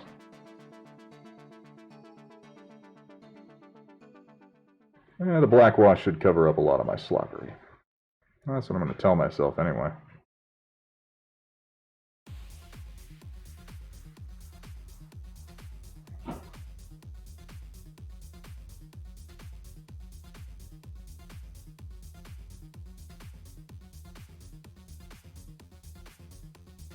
Yeah, because there's definitely there are definitely some broad price categories of camera into which the 920 falls very comfortably.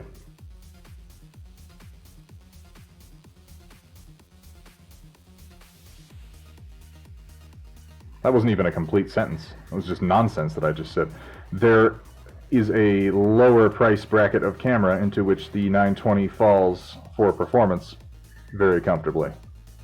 And you kind of have a big price jump after that that has slowed me down from considering upgrades. But you know, I'm definitely on the lookout for whatever the next one's going to be. It's just not going to be for a while is all. Ah, it was terrible. Oh well. Oh well. Somebody's definitely going to look at this awesome and be like, yeah, you know, it would be a great paint job. It would be great if only you hadn't slipped up right there, right on the inside of the arm. That ruins the whole thing, and you should feel ashamed of yourself. And I will. I'll cry if they say that. I'll just start weeping uncontrollably.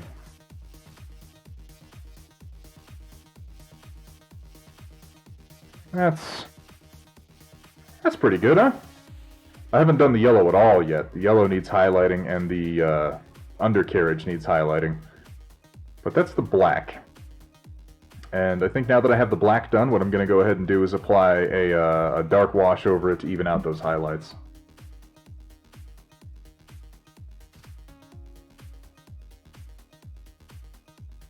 Cam card, battery charger. I mean, that always ends up being what it is, though, is all the accessories Camera accessories are expensive, man. Camera equipment's expensive. It makes sense. It's all precision stuff. I'm going to pull out my porcelain palette for... I do have a porcelain palette. There it is. For mixing up a little bit of this dark wash, just so I have a reservoir to work with. I am, as always, using Army Painter Quick Shade Dark Tone Wash. It's one of my favorites. Oh, hey, thanks, man. It is my sincere hope that by watching me sort of flub my way through these models and then seeing the final product, that more people will realize you really don't have to worry about it so much. 90% or some other made-up proportion of painting is pretty much confidence, as far as I can tell. I'm mixing a little bit of matte medium and a little bit of flow aid. Actually, I'm going to do more flow aid because I really don't want this to darken too many top surfaces. I just want it to... Ooh! You know what I should do? Well, it's too late now. I'll do that again later. I really just want it to flow down deep into the crevices and to sort of very gently ease out the highlights on the upper dark plates. So I'm using a whole lot of flow aid to break the surface tension of the wash.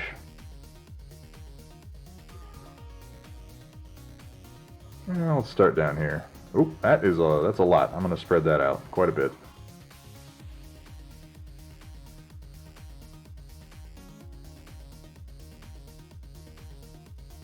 Vallejo Game Wash dip is a weird consistency. I have not used any of the Vallejo Game Wash. Like, I see the product on the shelf all the time, Vallejo Game Wash. I have never once used it, so I can't speak to it. I started using the Army Painter Quick Shade inks really right when they came out. And I have found them to be pretty excellent for a lot of things. I'll actually put the Army Painter Quick Shade inks through my airbrush sometimes when I'm just trying to get a real desaturated, washed out color. And they work surprisingly well. A lot of my terrain, my Hextech Trinity City buildings, my Battletech Hex Hills, I paint by pre-shading and then hitting with a reasonable amount of the quick shade through an airbrush. And so far, it's come out pretty good.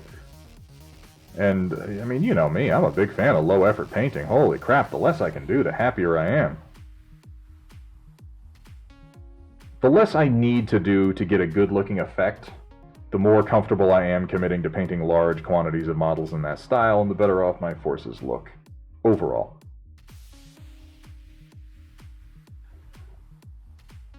Because obviously that's super-duper important. Obviously.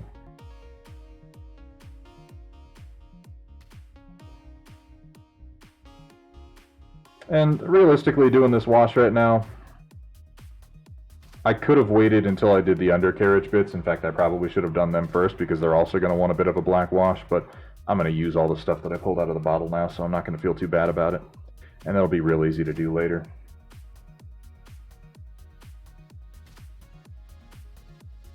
It's just not worth fretting that much about. It's just true of so many things. You know, why bother? Why bother with the little details? Hit the big ones. Hit the most effective ones. Enjoy yourself more. That's not to say that if you enjoy spending hours and hours and hours on every little detail, by all means do that. I'm just not gonna.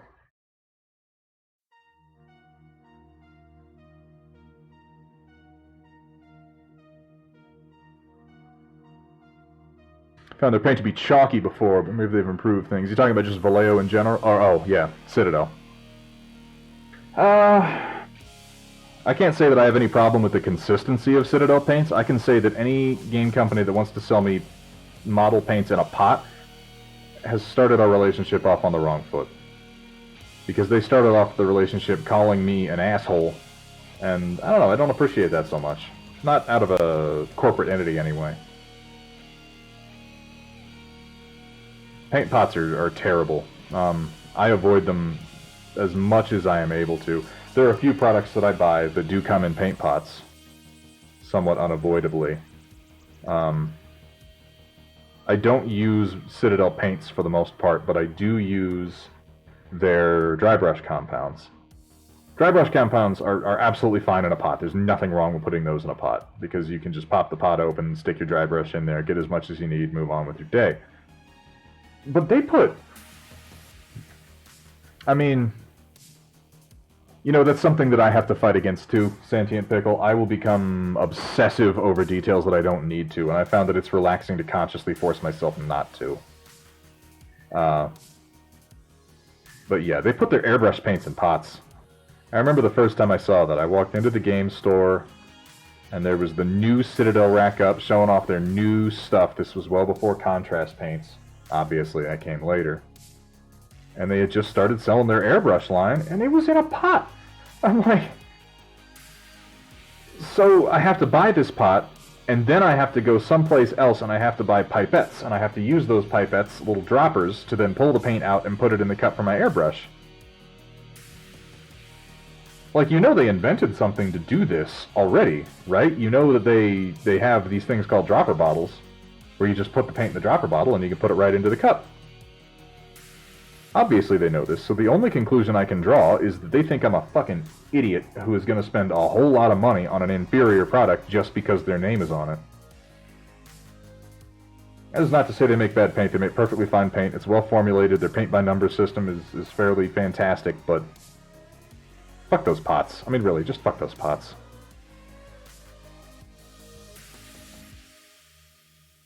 They're terrible.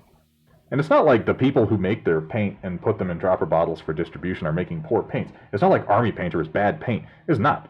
By any stretch of the imagination, Army Painter is quite excellent. In fact, I find their metallics are really good. They have great coverage. They have a good luster. They're not too grainy. I like their golds and their bronzes from Army Painter. And then obviously Vallejo has a bunch of really good metallics in their Air Metallic line. People swear by those, and I tend to agree. They're really easy to use. I use their airbrush metallics just for hand painting because they're already thin to such an excellent consistency.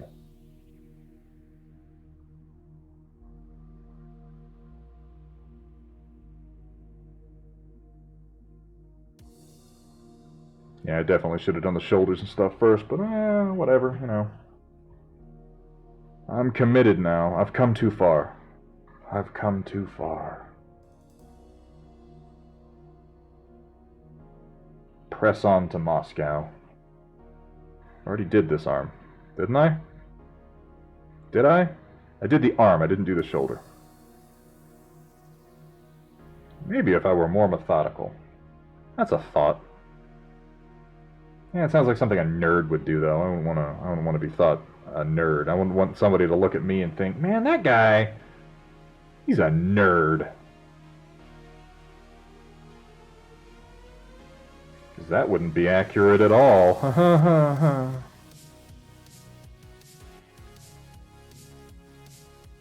Well, I let it pool a bit more than I meant to on a few spots, but that shouldn't be too much of an issue, I don't think.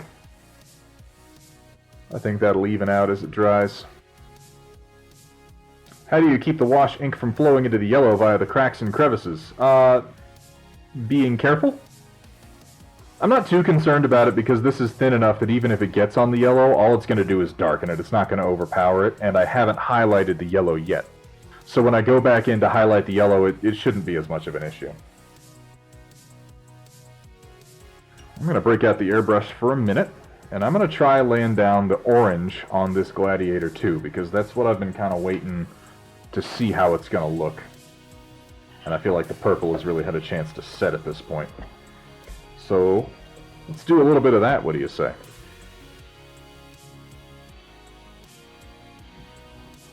Move all this business out of the way. Bring my little paint pot over here.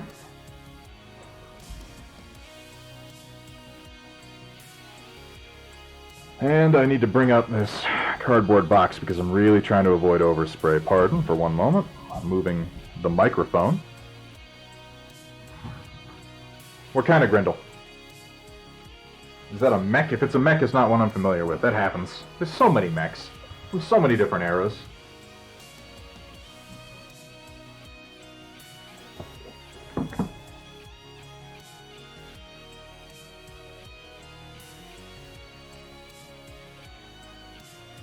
Everybody out of the way. Move the Gladiator up. And what color? What color?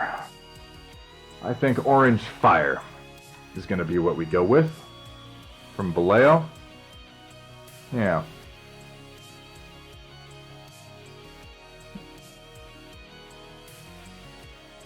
I think that's the color I used on the last few, which, yeah, that's a good sign.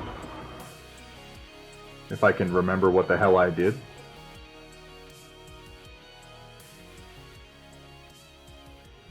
So, because I don't like breathing acrylic if I can help it, I'll need a moment.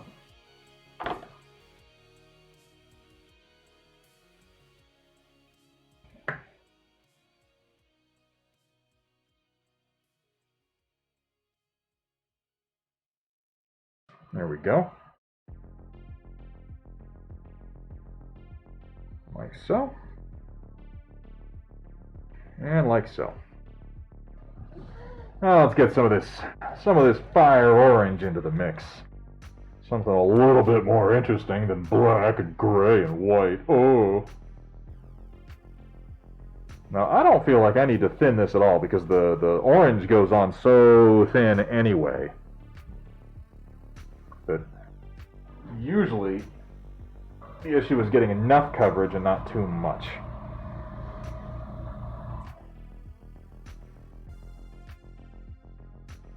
And I found that just putting the orange over black and white, it desaturates.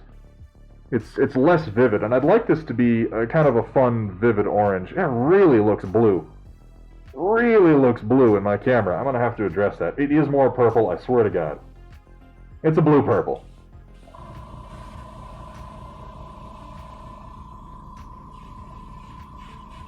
There's that orange. Alright, let's see what happens. Wish me luck.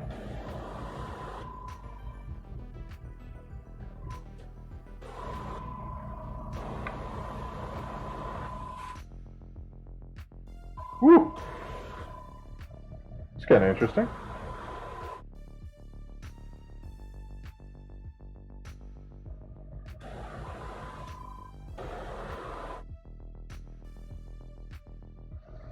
What I'm going to do is I'm going to separate these and just do the legs first. I think that's going to be easier on me. At one point it did appear to be purplish, so at one point my color correction was rightish. That's good to know. It's good to know that every now and then my camera works. Oh my god, that was more than I meant to.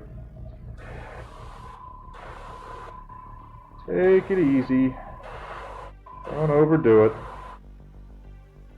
When you do glazed colors and you cheat with undershades like I do, you gotta be pretty soft on the trigger. Because you can quickly overwhelm your initial shading if you just blast paint.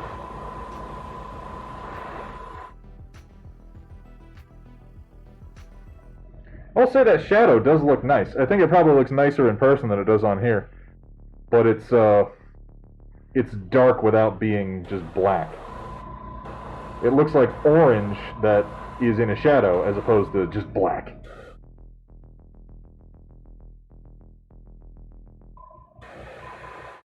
And I'm going to be highlighting this up towards yellow.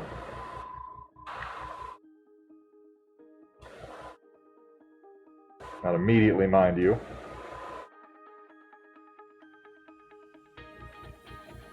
That's a pretty good orange color. I like that. That shouldn't take a whole lot of highlighting to make pop.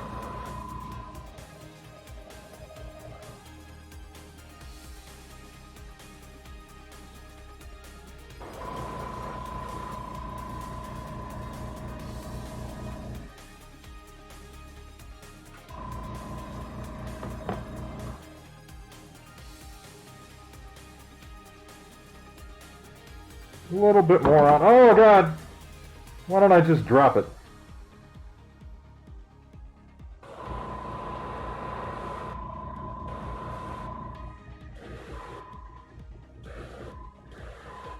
I like the purple shadows. That really does. It makes the shadows more reddish and less just black, which, while it can work visually, it's not It's not as satisfying.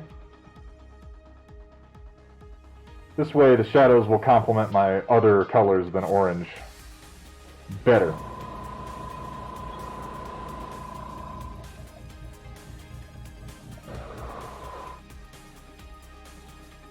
Ooh, yeah, I like that.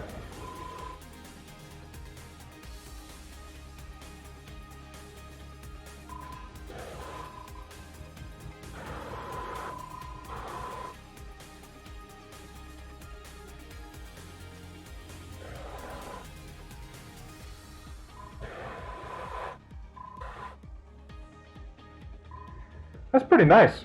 Look at that. I know that it's not coming across perfectly, and I gotta work on my camera some, but you can kind of get a look for just how the shading is coming together. I think this could be worth investing a little bit into. Actually looking at my color wheel every now and then instead of just going, yeah, shadows are black, right?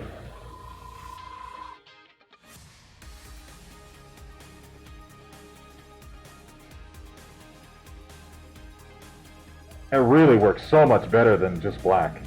I prefer this immensely already.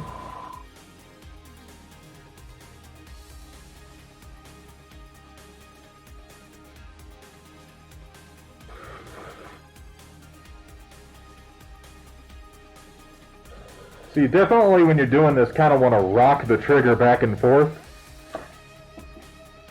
Because if you... it gives you more control. You don't even really want a perfectly even coat of your color over it if you're using this technique. You kind of want to vary how much paint you're putting down depending on where you are on the model.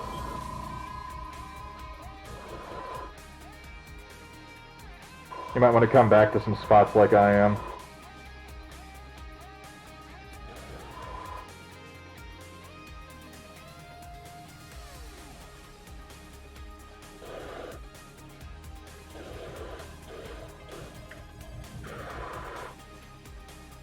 That's a pretty good orange, though. It's a varied orange, which is excellent, because it usually winds up being a bit boring when I do it. What did I miss? I always miss something. Oh, there we go.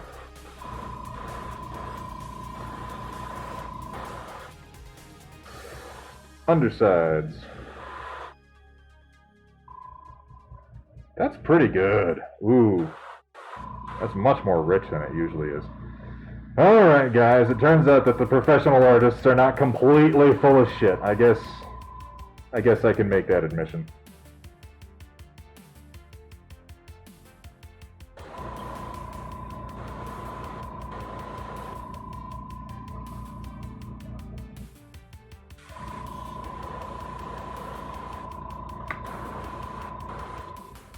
Just trying to get this orange a bit deeper on some of these parts.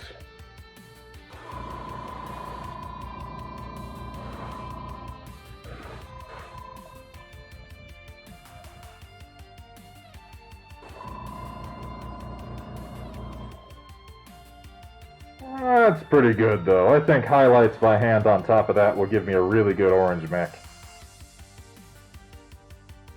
Yeah. Okay.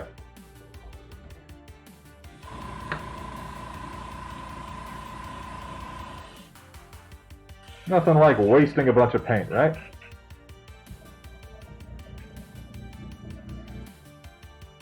It's a real yellow-orange, but that's really what I'm going for. I don't want it to be too red. I don't remember why I picked orange for my Templars for Cav, but I did, and now I'm sticking with it.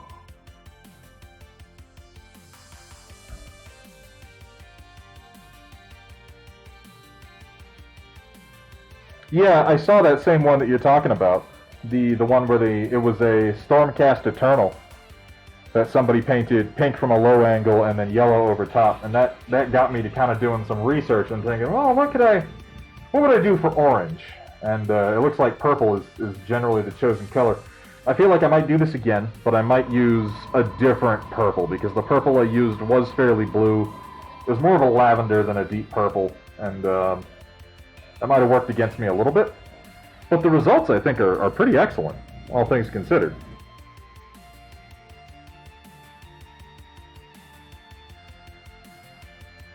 Oh, now I get to do this process. This will be fun. Oh, I missed in there pretty bad, but it doesn't matter. It's on the inside of the arm. Nobody's ever going to care.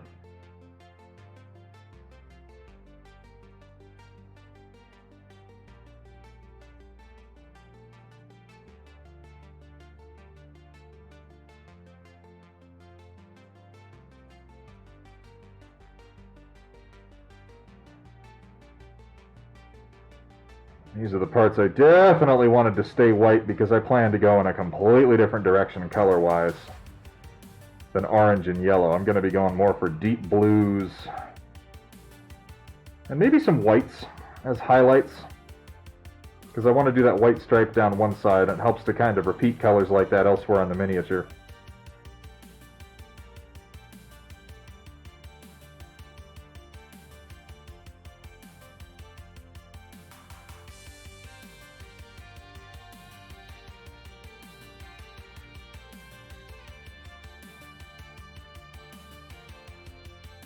I don't want to just go peeling off my fresh orange, but I do want to get this tack off fairly quickly so it doesn't attach to my undercoat too much.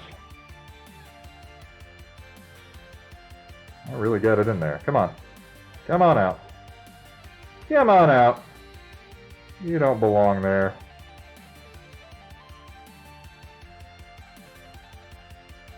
Why are you being such a pill? Come on.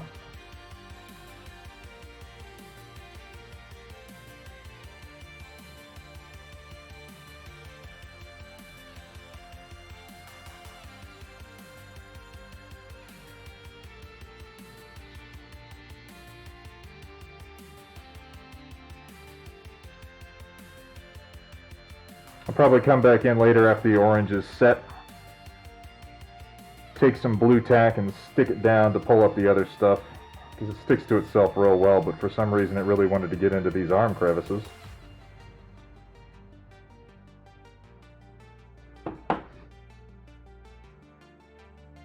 Go Broncos! Yeah, Sentient, this is just blue tack.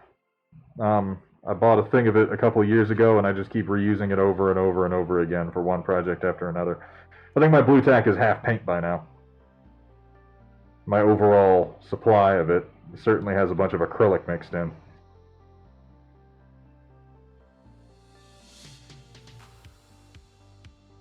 Oh man. I can never determine if it's going to stick way too much or way too little. Half the time it falls off, and the other half it won't come the hell off. I'm really selling this technique, I can tell.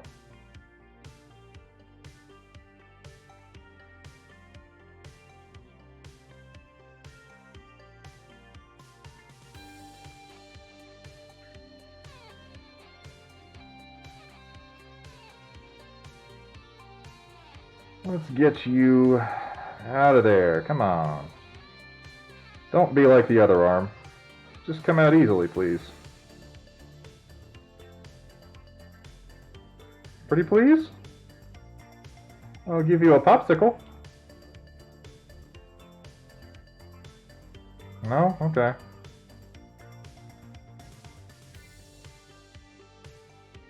When I want it to stick, it's all fuck you, and when I don't, it's like, oh, I'm fine where I am.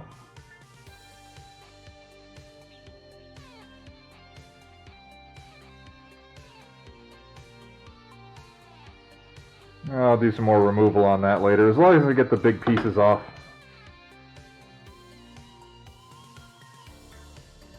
There's that bizarre looking cockpit glass, huh? Anytime someone says blue and well, I'm not planning on leaving a bunch of... It's not going to be a Bronco mech. There's not going to be that much noticeable blue. You see, sports teams' colors are so far from my consideration that when I start considering combining colors, I just don't even... It's always a surprise to me when I pick team colors.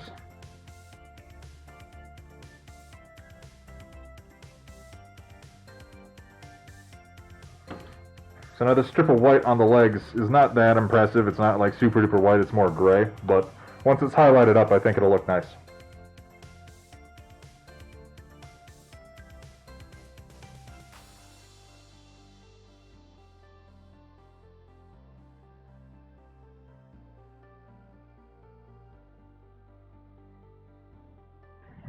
I'm going to finish cleaning this guy up.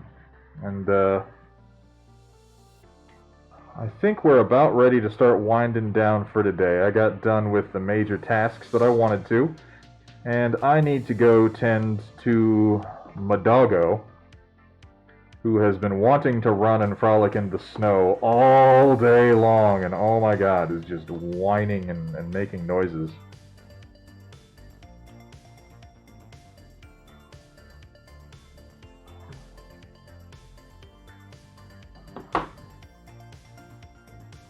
But I've learned a lot today. I've at least learned that this technique is fairly effective, and I should continue to pursue it. So I anticipate I'll probably be doing this to a number of more Templar calves over the course of the next week. I'd like to do some more... Hang on, I'm not airbrushing right now. I don't know why I have this on still. Yeah, Gringus, I think you probably have a point. I think right now what you're seeing is me suffering from how often I've reused this blue tack. It does have some paint in it, and I think that might be causing it to adhere more to the other paint. I'm going to let this orange cure a bit, then I'm going to come in and... It still likes to stick to itself more like that, so... Once this orange cures a bit, I'm going to come in and do some of this press removal on some of the tighter spots. I think that'll get it out of there. Yeah, that works nicely. But I don't want to handle it too much right now while the paint's still setting. But let's get a look at it all together with this new orange coat on, shall we? Because I think this looks pretty good.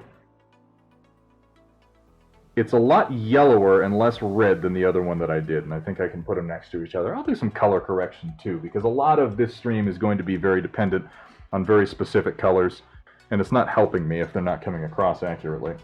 Of course, the other option is that my eyes are fucked up, or my monitor's fucked up. I mean, there's any number of things.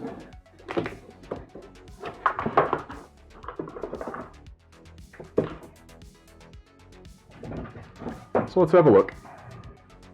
Here's the one. Rather, here is the one that I did that is just orange over black. And it came out a lot redder than the one that went over purple, which is interesting to me. This one is almost... It's like caution orange. I really like this Gladiator a lot more than I like this Halberd. What do you think between these two oranges?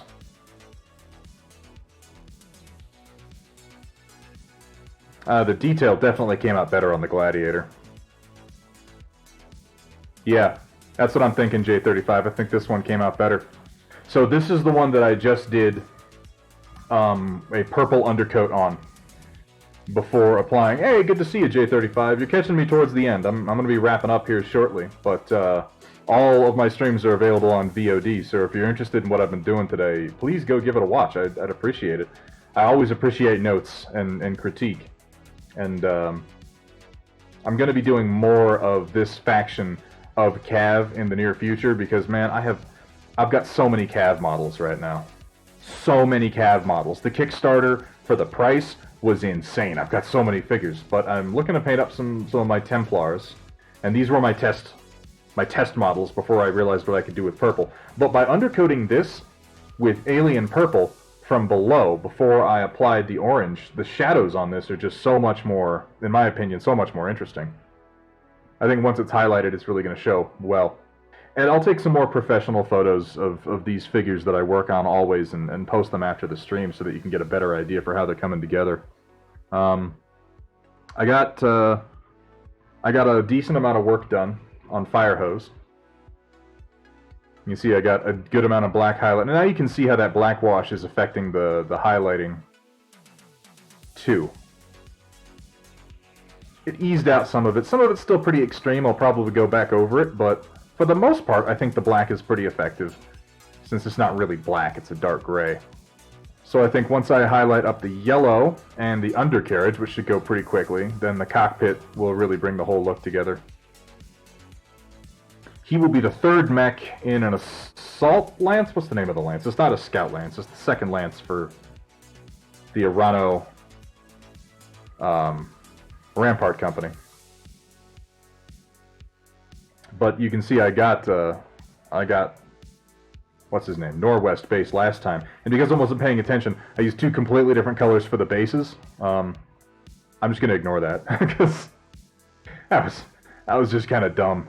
You know, what are you gonna do though? Either way, the second lance is coming together pretty nice. Between these two and Firehose, they're looking pretty decent. And I think on the next stream, I will work on finishing Firehose, getting him put on a base, and I'll sort of plug into Gigantes here. And this will be fun because I want to pick the color scheme that I'm going to use for the Commando, whose arm he has apparently ripped off and is toting around with him. And we'll get to paint some lasers on the back of a mech, which we almost never get to do because so few of them seem to have them.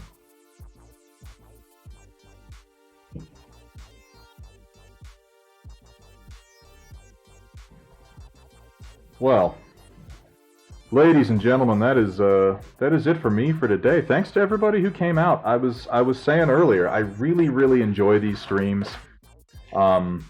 It's good socialization that I don't get as much of related to my gaming since I moved. I used to be the comic book store guy. I was the dude hanging out, giving advice to people who looked like they didn't quite know what they were doing with miniatures and bullshitting about, you know, new painting techniques and new model releases with my buddies. So having you guys come in here and nonsense with me about movies and comic books and models and video games, it really it brightens up my whole day, and I hope that you have fun too. I hope you had a great time, and I hope you're interested in coming back, because I'd certainly love to have you. J35, when you check out the work that I did on Firehose, you know, let me know what you think about it, man. I'm always looking for feedback. Oh, and the other thing I'm gonna do. Next stream, I'm definitely gonna get to work on painting Gigantes, and I'm going to come back over Beast of Bodmin and Norwest and Firehose and the rest, and we can kind of go over my methods for sponge weathering, damaging, chipping, stuff like that. Because I'm going to need to start at their feet and work my way up. And I'll talk about my logic to some of it. A lot of it's random, but if you apply a little bit of logic to where a mech would take damage, I think it really helps you sell the visual of the whole thing. Well, that's it for me today. Thanks for stopping in, and I hope to see you Tuesday. Keep on painting.